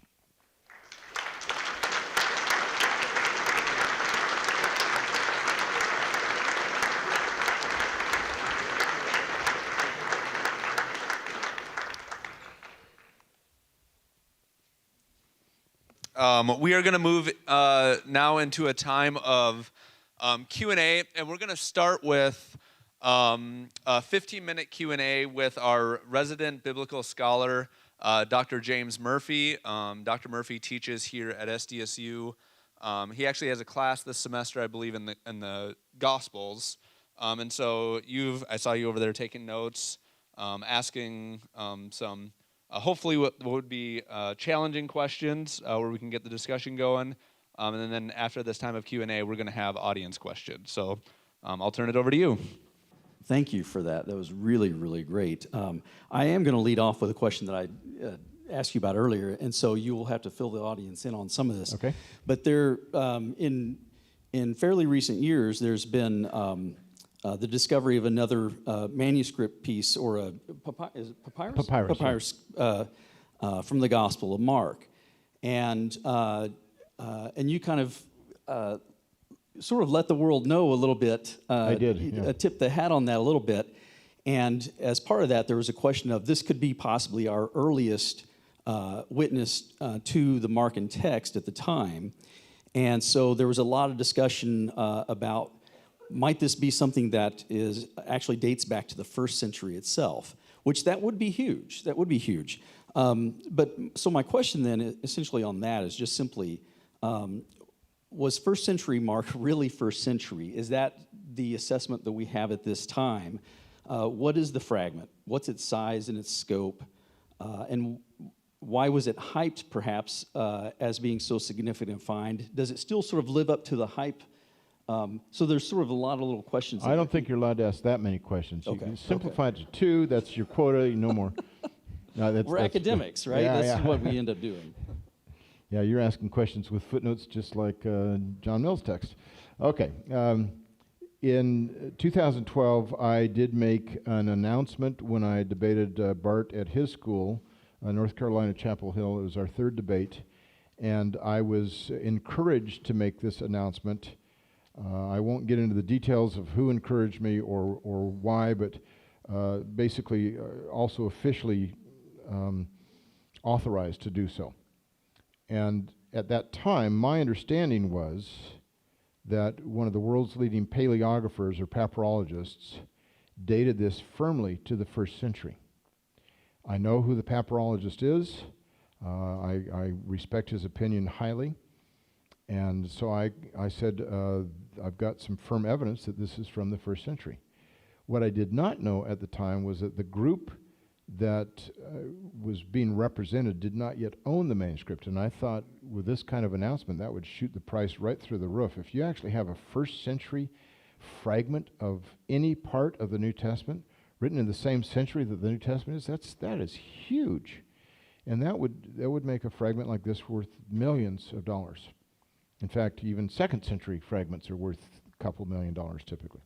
So that was what I was told. Later I found out that this paleographer had already changed his mind. It wasn't 1st century. And just this last April or May, the manuscript was finally published. It's P137, or Papyrus 137. And it was published in the Oxyrhynchus Papyri volumes that comes out of England. It is a fragment that is now dated to the late 2nd or early 3rd century. Now that sounds, oh, what a downer. It happens to be the oldest manuscript we have of Mark's Gospel, though, still. The next oldest is firmly in the 3rd century, but this is a small fragment. It's about the size of a 6-inch ruler, one of those, a large bandage, something like that. I've seen the thing, and I was very excited about what I could see in the manuscript, but it is not 1st century. It's late 2nd, early 3rd, and it agrees with other manuscripts of later times. I mean, we just don't have those kinds of changes that people like to talk about. You have differences in these early manuscripts. Some would like to say, well, we don't have professional scribes, so I'm going to elaborate a little bit further on this. Okay. This is from Mark chapter 1, by the way. It has verses 17 and 18 on one side, and I think the other side is verses 9 and 10. But there are some who would like to say the earliest scribes were not professional scribes before Christianity was a legal religion, and so they would have been sloppy in the kinds of mistakes they made. But what we've discovered is that whether a scribe is professional or not, it did not impact how careful they were in writing out the actual words that they're doing. There's been a dissertation done at University of Edinburgh that has just been published that argues this. And the kinds of mistakes these early scribes made who were not professionally trained are the kind of mistakes that you get if some of you were to write out, say, the preamble to the Constitution, and it starts out, "We, the people of the United States, in order to form a more perfect onion." Now, again, this group just didn't get it. I don't know what the problem is. You all know that that's a mistake. It's supposed to be cucumber, not onion, but so That's right. so that's the kind of a mistake that scribes immediately would recognize and fix. And there have been some recent studies about those kinds of mistakes that are automatically fixed by the next generation of scribes. And those studies, are they just in the last how many years? 5 years. In the last 5 years, so Yeah. very recent. Yeah. Okay. Two of my former students have published on this. One got his doctorate at Edinburgh, Zachary Cole, and the other got his doctorate at Cambridge University, Peter Gurry. Okay.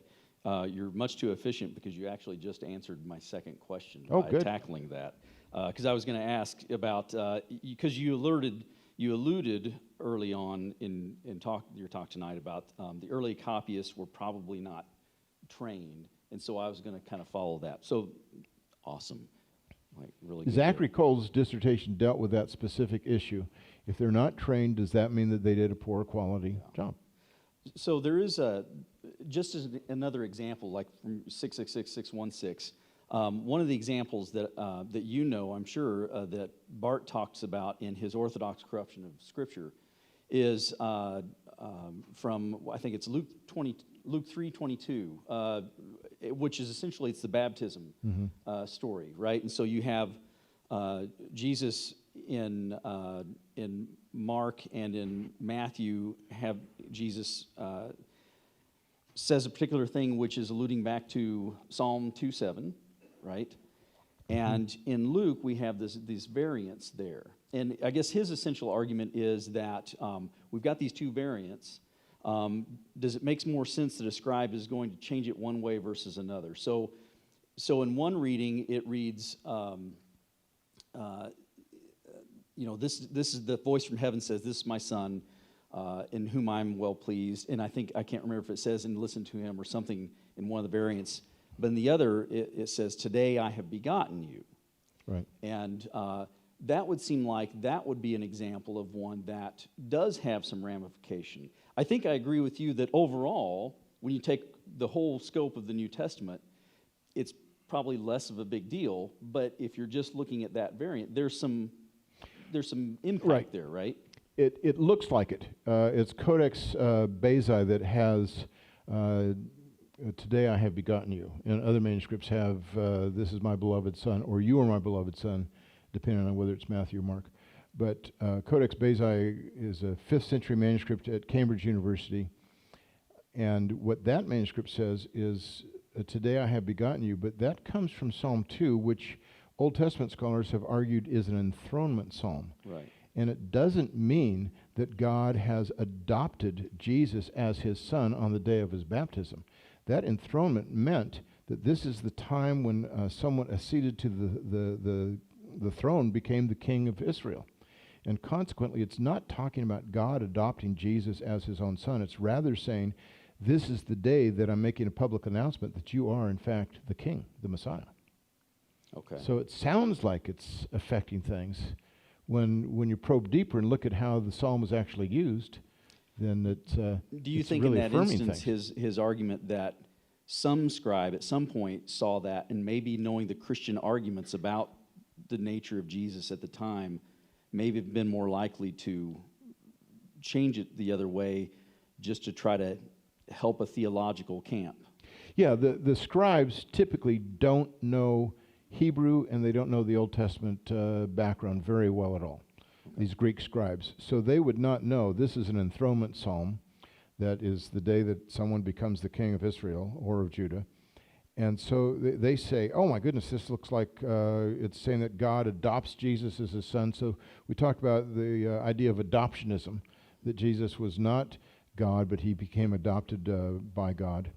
And they would only understand that ramification, not how it's actually being used in the Old Testament.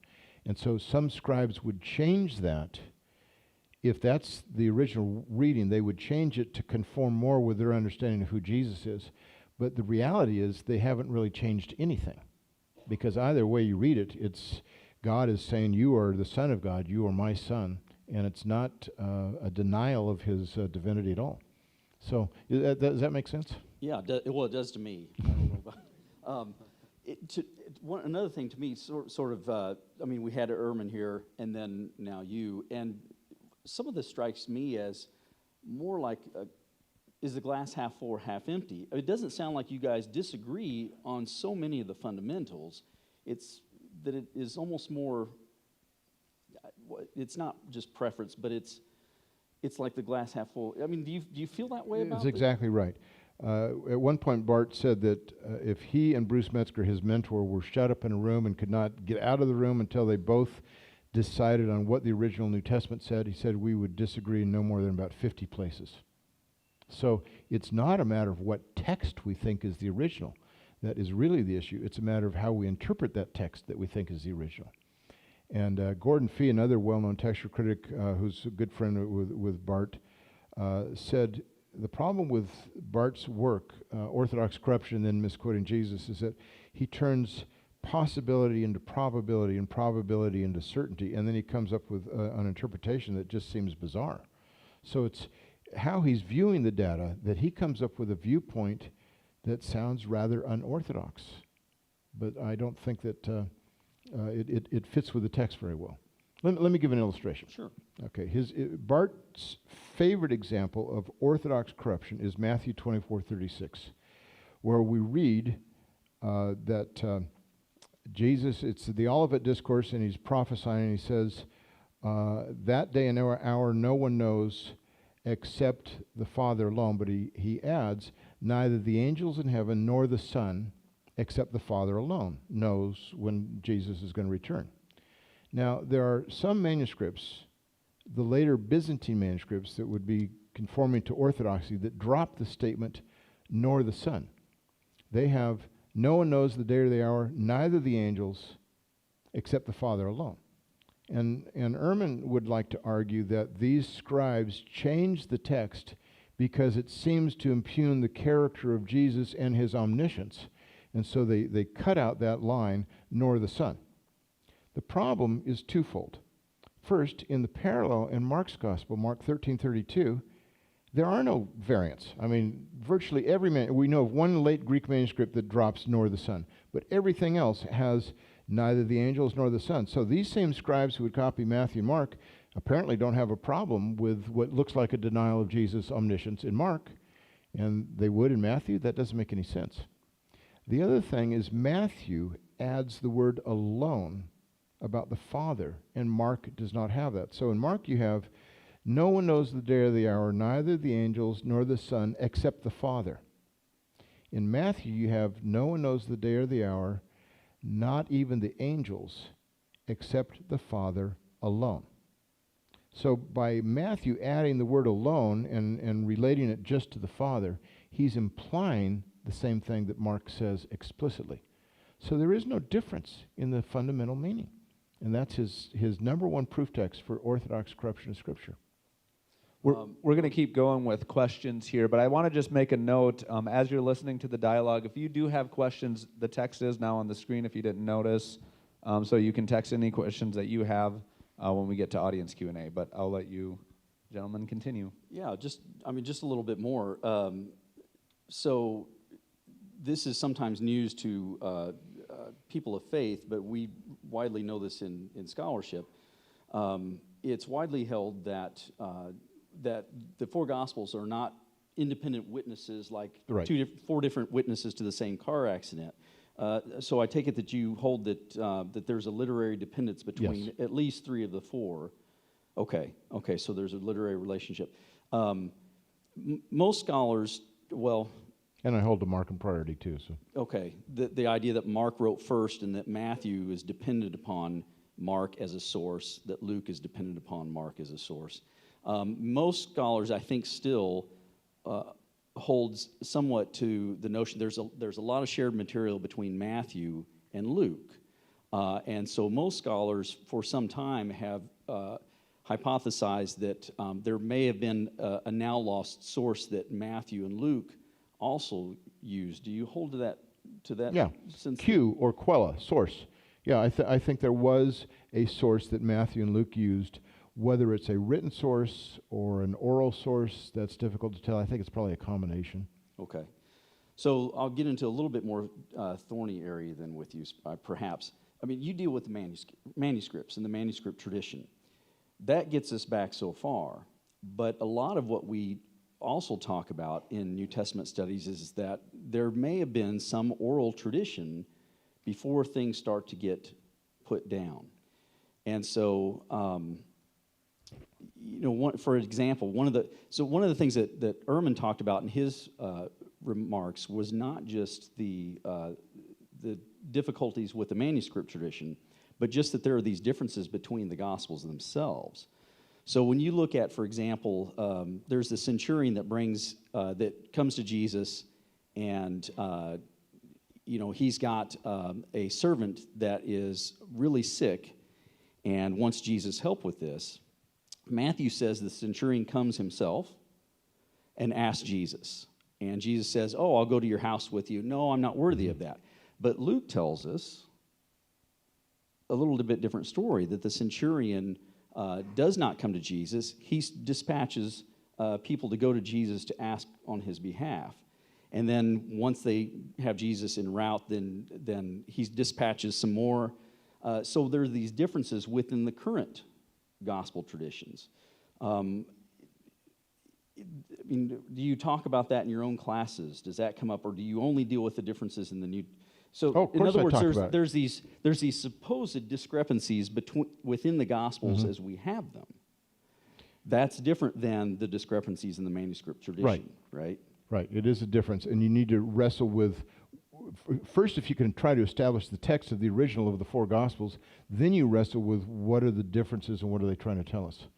As I mentioned in a class that I was teaching in earlier today, that the Gospels are not photographers taking a photograph of Jesus that you can layer on top of the other so that it says exactly the same thing. They are all giving us portraits of Jesus, and each with their own emphasis. They're being selective. As one scholar said, it's impossible to state a bare fact. Every fact has interpretation spun into it somehow.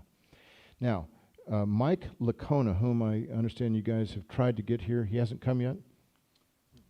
He's done some terrific work on the Gospels, and he just got a book published a year ago on why are there differences in the Gospels.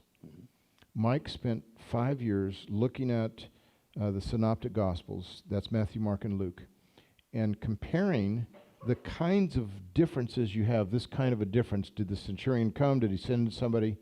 And there's a number of other kinds of things that are just flat out different in how they're expressing something. And he compared it to Plutarch's Lives. Now, this was his idea. Mike's a longtime friend. It's a brilliant idea he came up with. Plutarch wrote the lives of various famous people. And when Plutarch wrote about one Caesar, for example, in one book, and then he wrote about somebody else in another book, he might reference some of the material that he talked about of the Caesar in this other book. And he doesn't say it the same way. He might say exactly the same kind of a thing that you have in terms of the difference between Matthew and Luke. In other words, you'll have it's called telescoping, where you're collapsing the narrative and you're not telling all the specific details, but you're telling that the centurion came when the centurion's representative actually came. And you've got that kind of a thing. So what Lacona did is he discovered that in Plutarch's Lives, the kinds of differences that he made, where he's the same author each time, are exactly the kinds of things that some scholars would call discrepancies in the Gospels. And it's just the way ancient historiography was done. Different than today. It is different from today, yeah. Today, what we always say is, we never say you didn't quote me right, because we got all the recording devices to make sure somebody quoted somebody right. It's rather, you took it out of context. In that day, their concern was not to quote somebody exactly, but to make sure that they got the gist of what was being said and done accurately.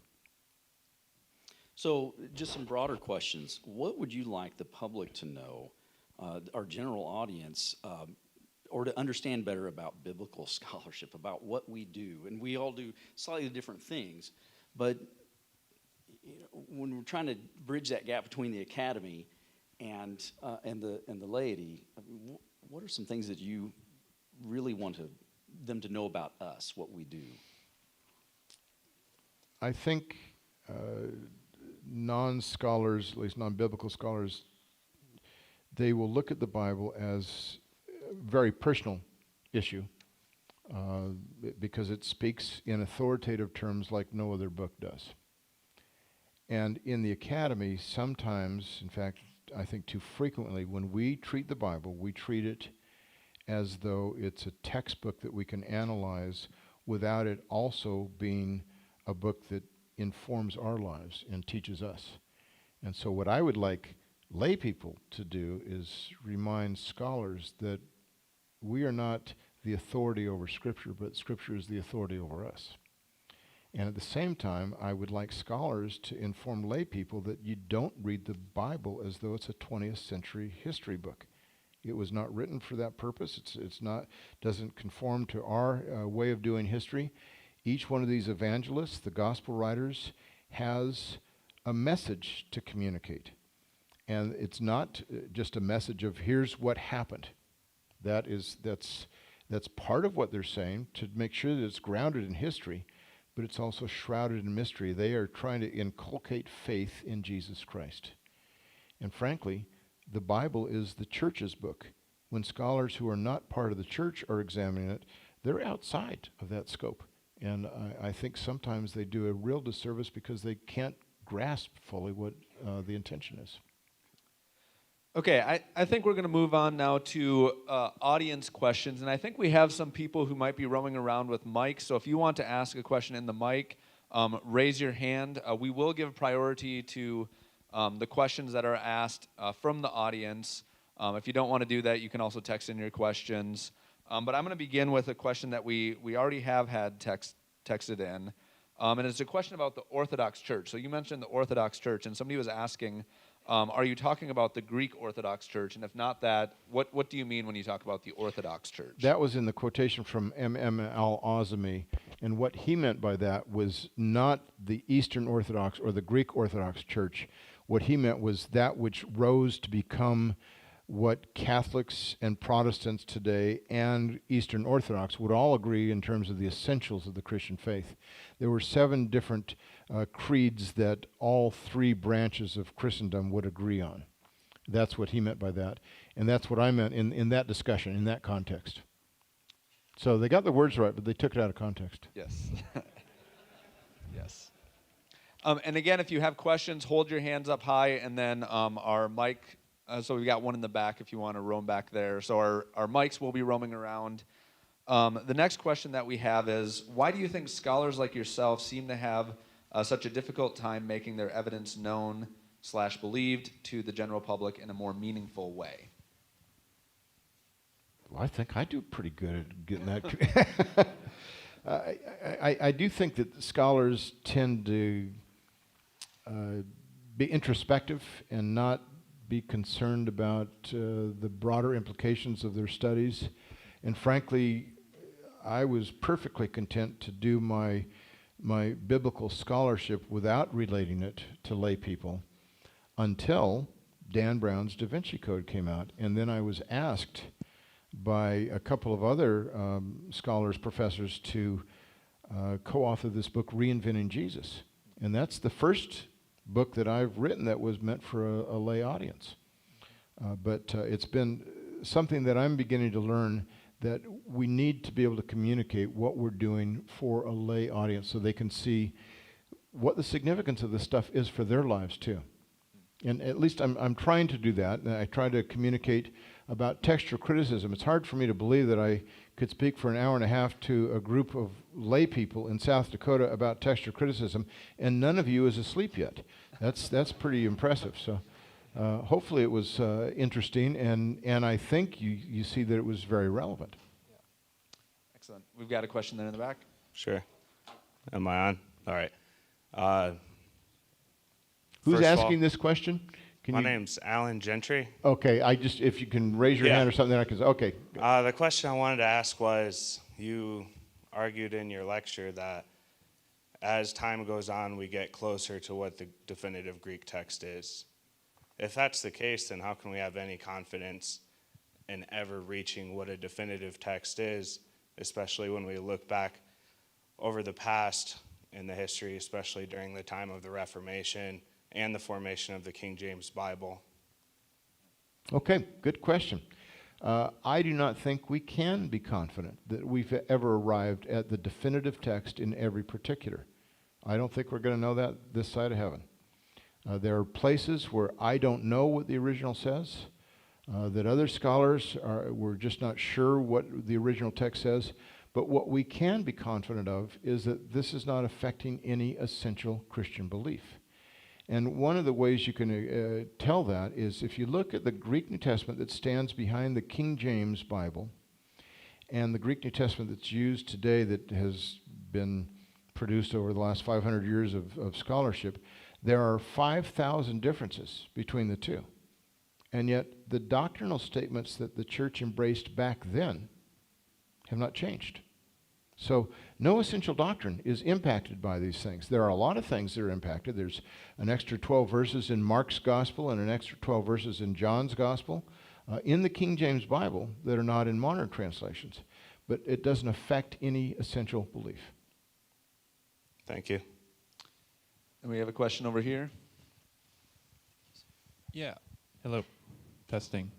I was wondering, I don't know how much you can speak to this, but what would you say to someone who accepts your lecture here and thinks, wow, I'm impressed by how consistent and how much we can know about an original Greek text of the New Testament, but then thinks to themselves, what if the main problems came in prior to that when the New Testament was compiled, whoever took charge strangled out the competing beliefs about really important doctrinal things such as Jesus' deity, etc. Can we speak to that much, or what would you say to that person? That's a great question.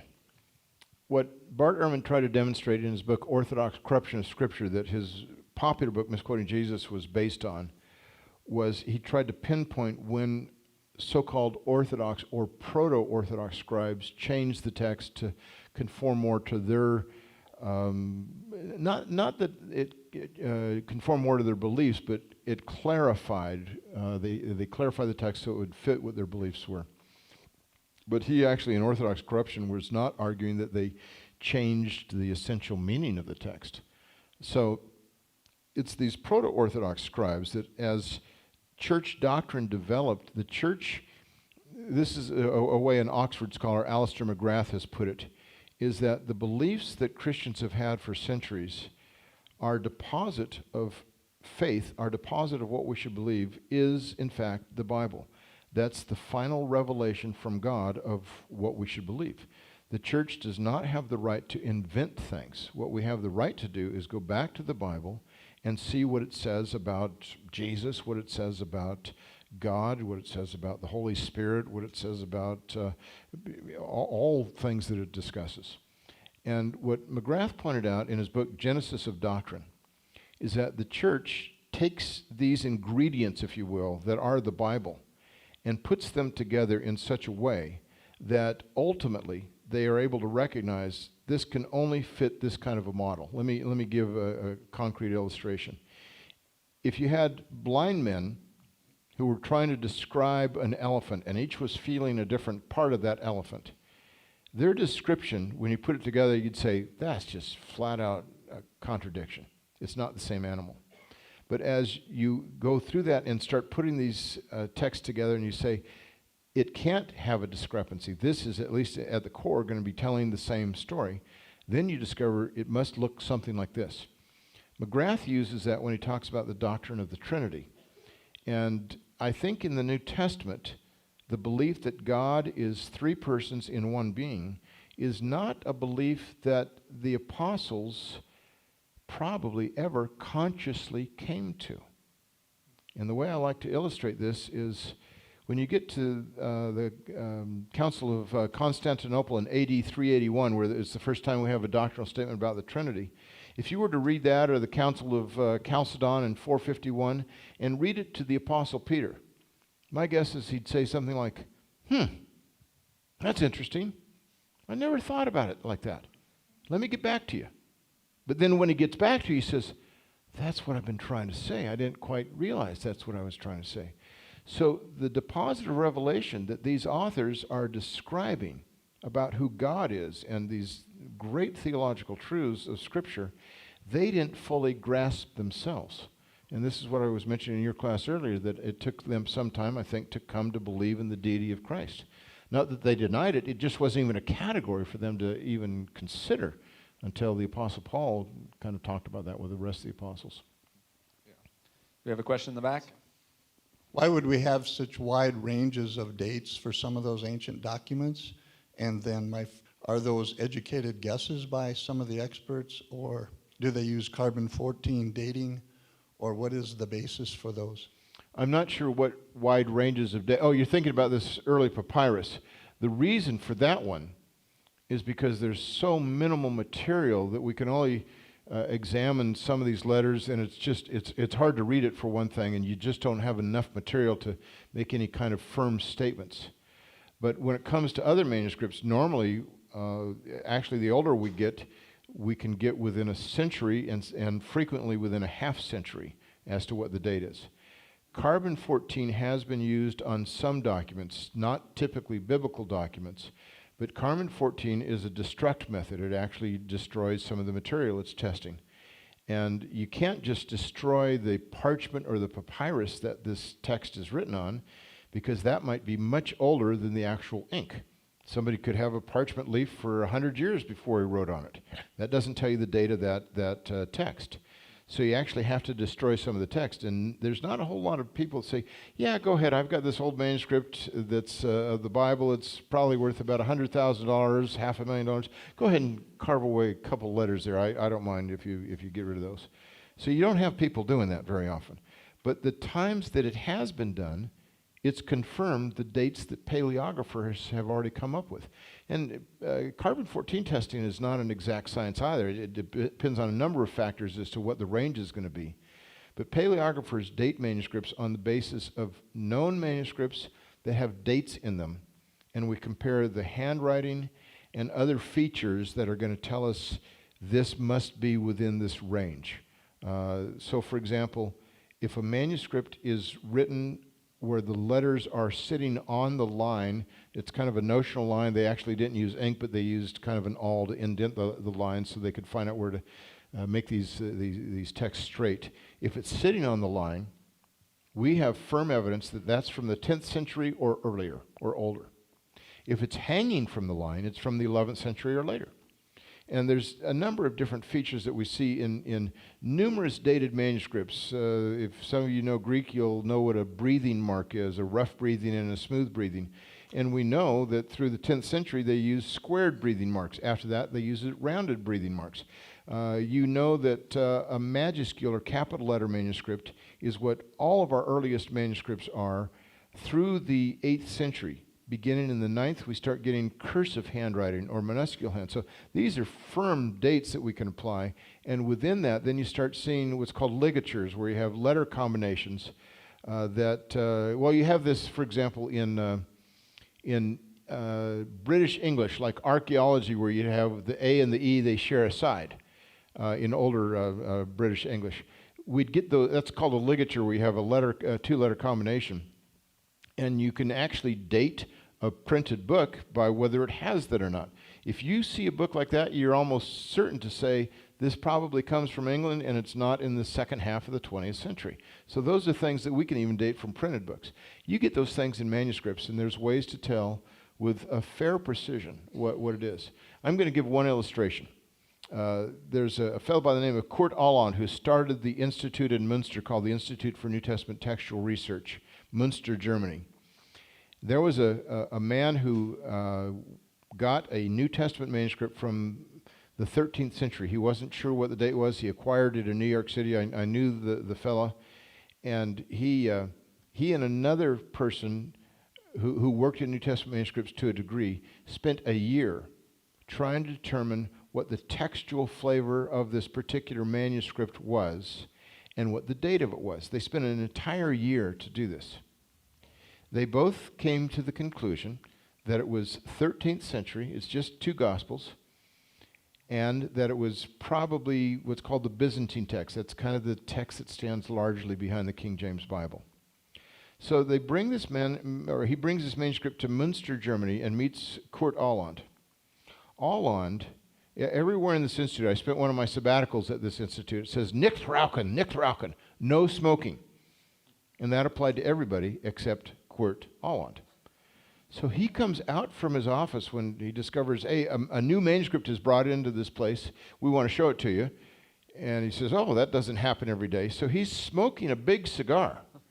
And he's looking at this manuscript that these 2 guys took a year to figure out what the date and the textual flavor was. And he leafs through it, priceless document, smoking the cigar. He says, after about a minute, looks like 13th century Byzantine to me. Now, only a guy that had just lived with these manuscripts could make that kind of an assessment. There are few scholars like Kurt Aland. But I'll give you another illustration. The manuscript that CSNT, you guys were supposed to laugh. I thought that was a great story. And it's a true story, too. I got it from the photographer who worked in Münster and was actually there, as well as from this professor. So my organization, CSNTM, purchased a manuscript several years ago, and I dated it to the 10th or 11th century. I was pretty sure it was late 10th, early 11th century. Bruce Metzger, independently of me, dated it 10th to 11th century. The folks in Münster, Germany, independently of both of us, dated it 10th to 11th century. So here we're coming to the data from our own perspective, from the tools we have, without checking what the other people have said, and we all come to the same conclusion. I think that's pretty significant in terms of how sure we can be about these dates.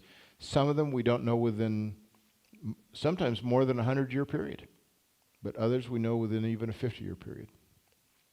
Long-winded answer for that question.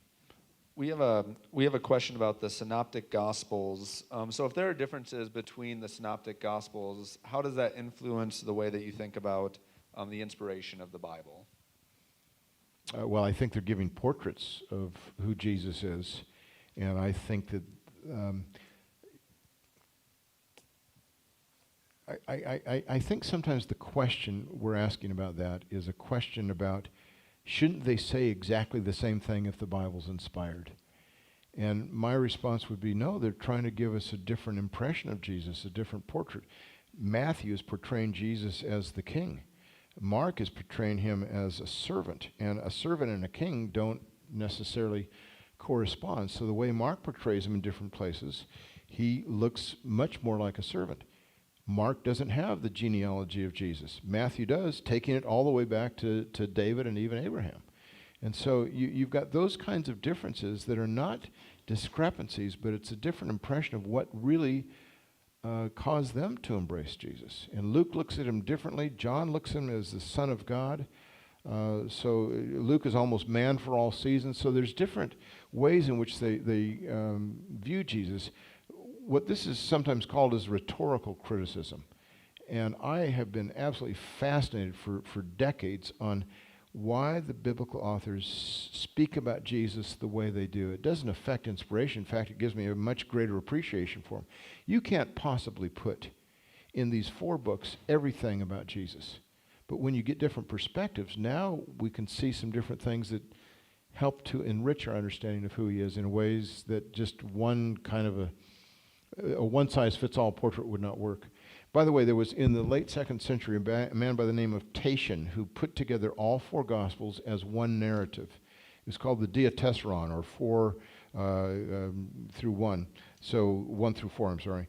And that was banned later on because it confused these portraits, and people wanted to read the Gospels as individual portraits to see what each Gospel writer was contributing in their understanding of Jesus. Are there any other questions out in the audience? Yeah, right here.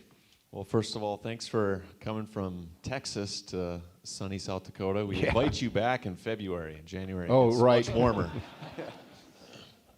No, the question is, I've listened to some debates, with Bart Ehrman and yourself, and one thing that Bart always says, and I've always wondered if it's accurate or not, is when he says, we don't have the originals, we don't have the copies of originals, we don't have copies of the copies, the copies of the copies of the copies, and I always wonder if that's just kind of a stretch, or I think you alluded tonight to saying that, the parchment that it was written on in the first century, Papyrus, not parchment. Papyrus.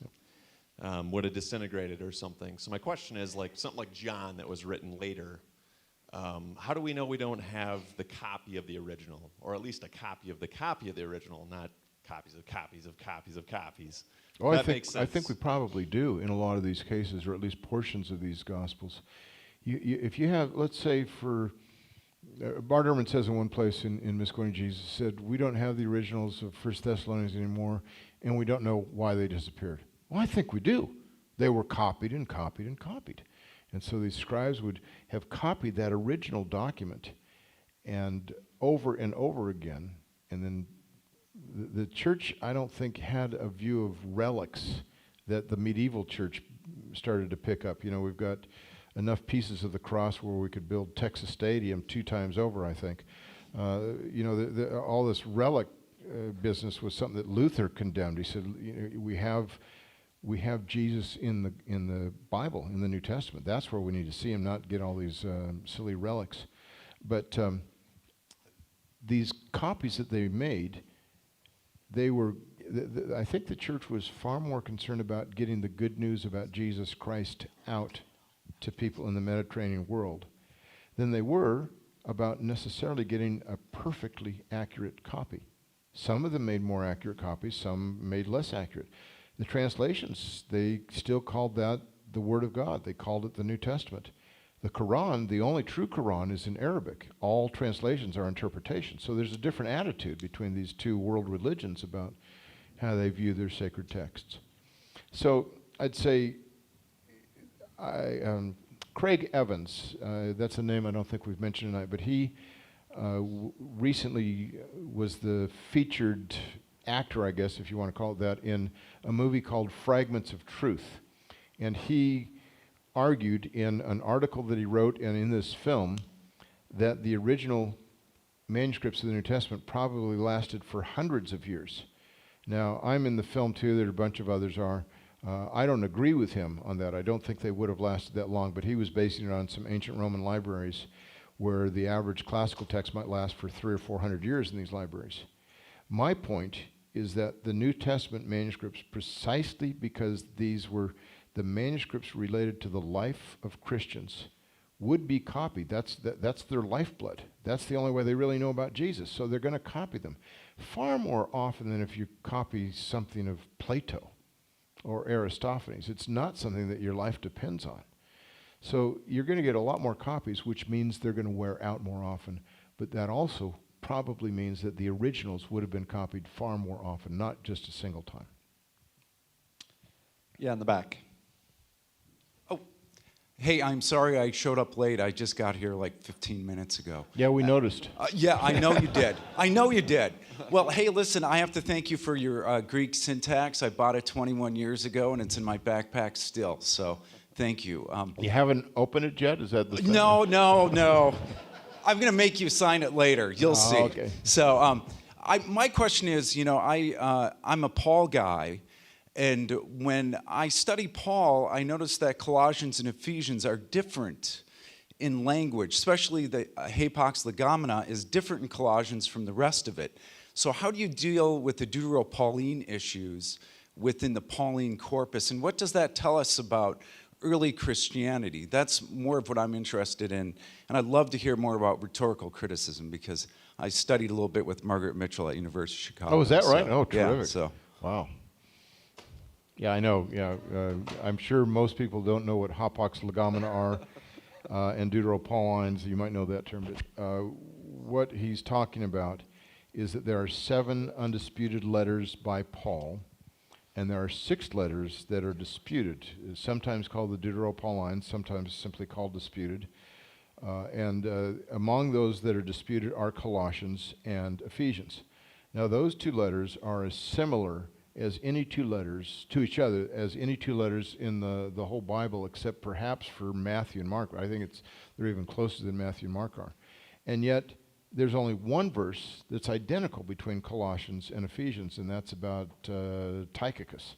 So it's not that he's going to be bringing the letter. It doesn't, to me, it doesn't look like somebody is going to be a forger of just Colossians and write Ephesians. Because if you have a forger, they're going to grab more than one manuscript. They're not going to make it look just like a bad copy of Colossians. So my own view is that no, Paul wrote both of these letters. But here's an interesting datum. This is far afield from textual criticism. But here's an interesting piece of data.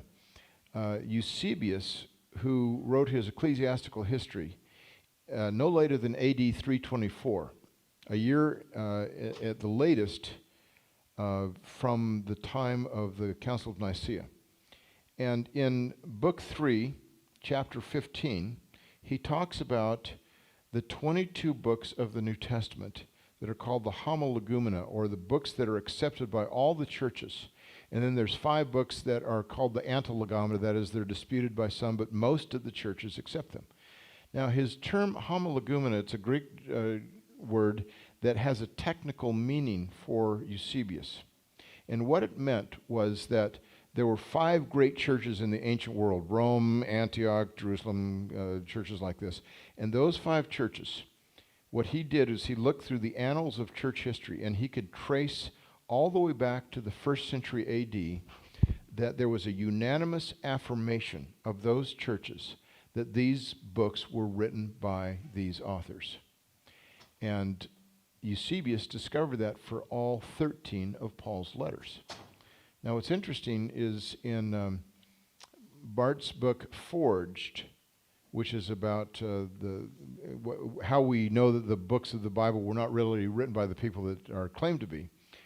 What he doesn't talk about is Eusebius and the church fathers and the link we have from 2nd century, 3rd century, 4th century on, where they say these are the books that Paul wrote. So those 13 books by Paul were never disputed in early church history, but they're disputed by modern scholars. So I guess that's part of how I would answer your question. But we're getting far afield from textual criticism.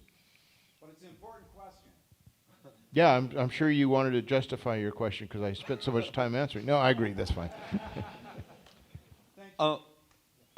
Okay, so we'll do 2 more questions. So we'll take one from the audience, and then we're going to have some time for filling out comment cards. But let's take this question here, and then we'll have one more.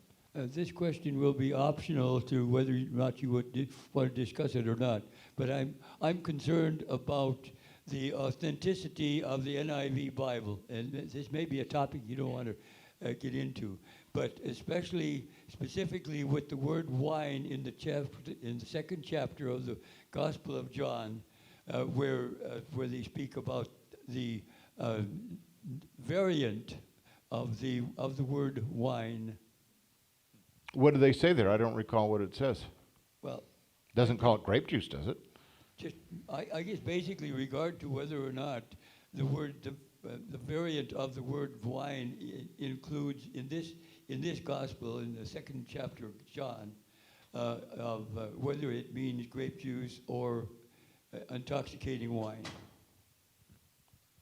That's not in the translation. You're talking about a note in some version of the NIV.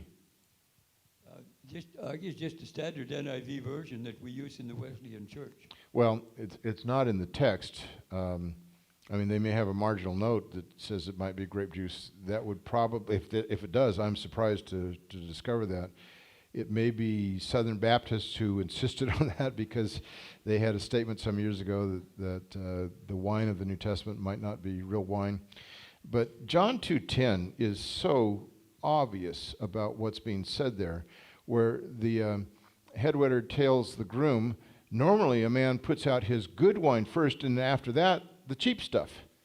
But you have kept the good wine until now. In fact, he says, after people have become drunk, the cheap stuff. That's really what that verb has to mean, methusko. And so what he's really saying is, what you've done is you've kept the good wine until later. Why would they put out the good stuff first? Because the alcohol is going to dull the senses, and you won't know that you're drinking Gallo as the second round. So, but the stuff that Jesus made was some primo wine, I think. And we've done some calculations as to how much it would be. It would be somewhere between 600 and 900 bottles of wine, if I'm not mistaken. That's a pretty nice wedding present for this young couple. I wish you would have been at my wedding. So Well, on that note, this is a great time to fill out your comment cards. So we're going to take about 60 seconds now, and then we'll have one last question. But we'll take just 60 seconds, fill it out as quick as you can, and then we'll have our last question after that. Okay, I know some of you are still wrapping up, and that's okay if you are. It looks like we have a question in the back, and so we'll do that. This is our last question, so make it a good one. Okay, just Nothing what like is pressure. your opinion on the sort of pitting texts against each other? As in, you have certain texts that are the earliest, but they have a reading that differs from the majority of the other texts. Like you say you have Aleph saying this, and then the rest of the body of the text is saying something different. What is your opinion on go for Aleph, go for the earliest one, or go for what the majority is saying? So the question he's asking is, do we go with the earlier manuscripts where there are greater discrepancies among them with other manuscripts, or with the later majority of manuscripts where they are very, very similar to each other, although not identical? And that's dealing with what's called external evidence. What does the material, the actual manuscript say? But textual criticism is far more complex than that. We also have to look at what's called internal evidence.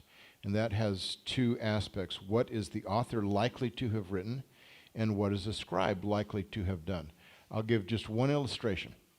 In Matthew chapter 27, verse 16, Pilate speaks to the crowd, and he talks about releasing Jesus. And he says, "Whom shall I release to you? Jesus Barabbas, or Jesus, the one called Christ?" Verses 16 and 17, he talks about that. Now, our modern translations have Jesus Barabbas, but when you look at the manuscripts, the oldest manuscript that actually has the name Jesus before Barabbas is from the 9th century. And it's only a small handful of manuscripts that have the name Jesus before Barabbas. However, Origen in the 3rd century talks about this, and he says, yeah, I know manuscripts that have Jesus with Barabbas, but we know that can't be right because no sinner is ever called Jesus, which is not the case. But the point is that a scribe would have a strong proclivity not to put the name Jesus in front of this brigand, Barabbas. And so scribes would have a natural tendency to remove the name Jesus before Barabbas. And what scribe in his right mind would put that name Jesus before Barabbas? And so here's a place where it's a minority of manuscripts. They're late, but I think they have the original wording. So you have to look at both internal evidence and external evidence. And normally what we discover is that the oldest manuscripts have a far better text than the later manuscripts, but that is not always the case, and we have to look at each textual problem as a case-by-case situation. Excellent. Well, thank you all for questions. I'm sure several of you still have more. I'm going to invite Abraham back up here to close us for this evening. First of all, would you please join me once more in thanking Dr. Wallace for coming and speaking to us?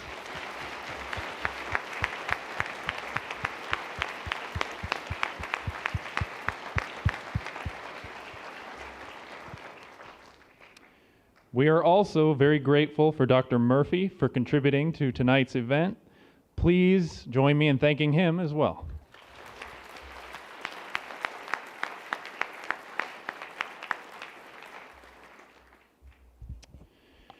We further thank our lead sponsor, Ratio Christi, as well as the partnering organizations, the Navigators, Crew, InterVarsity, Equip Campus Ministries, and the SDSU Department of History, Political Science, Philosophy, and Religion. We're glad you chose to join us tonight, and we truly hope you have been challenged and encouraged to pursue truth and understanding in these greatly important and foundational issues. Should you be interested in more of this, Ratio Christi will be exploring this topic for much of the rest of the semester. Ratio Christi focuses on Christian apologetics, and its purpose statement is to establish the intellectual voice of Christ at the university. And this means that involved students bring faith and reason together to establish the intellectual voice of Christ, seeking a renaissance of Christian thinking in the university. We meet, the local chapter of Ratio Christi that is, every Monday of classes, I'll remind you, at 5:30 p.m. in Daktronics Engineering Hall, room number 317. But that information can also be found, hopefully, on the flyer that is either on your seat or hopefully a nearby one. So please reference it there, and we warmly welcome every one of you. Additionally, Dr. Wallace will be available tomorrow from 11:30 to 1:30 for an informal lunch at Worry Wills here in the Union. And you're welcome to join that as well. Also, please linger for the refreshments located just outside in the foyer. And also to ask Dr. Wallace any further questions you may have. I suspect there are some. Plus, I believe, and I'm not sure if this stock is still in existence, but there was at one time some book selling going on out there. We have books available, I believe, priced at $12, as well as DVDs featuring debate between Dr. Wallace and Dr. Bart Ehrman. And I believe those are priced at $15. So assuming that there's still some in stock, have a look. In closing, we hope you will join us for a future Veritas Forum here at SDSU. And I hope you learned something and you continue to think. And from all of us, we thank you for coming. Thanks.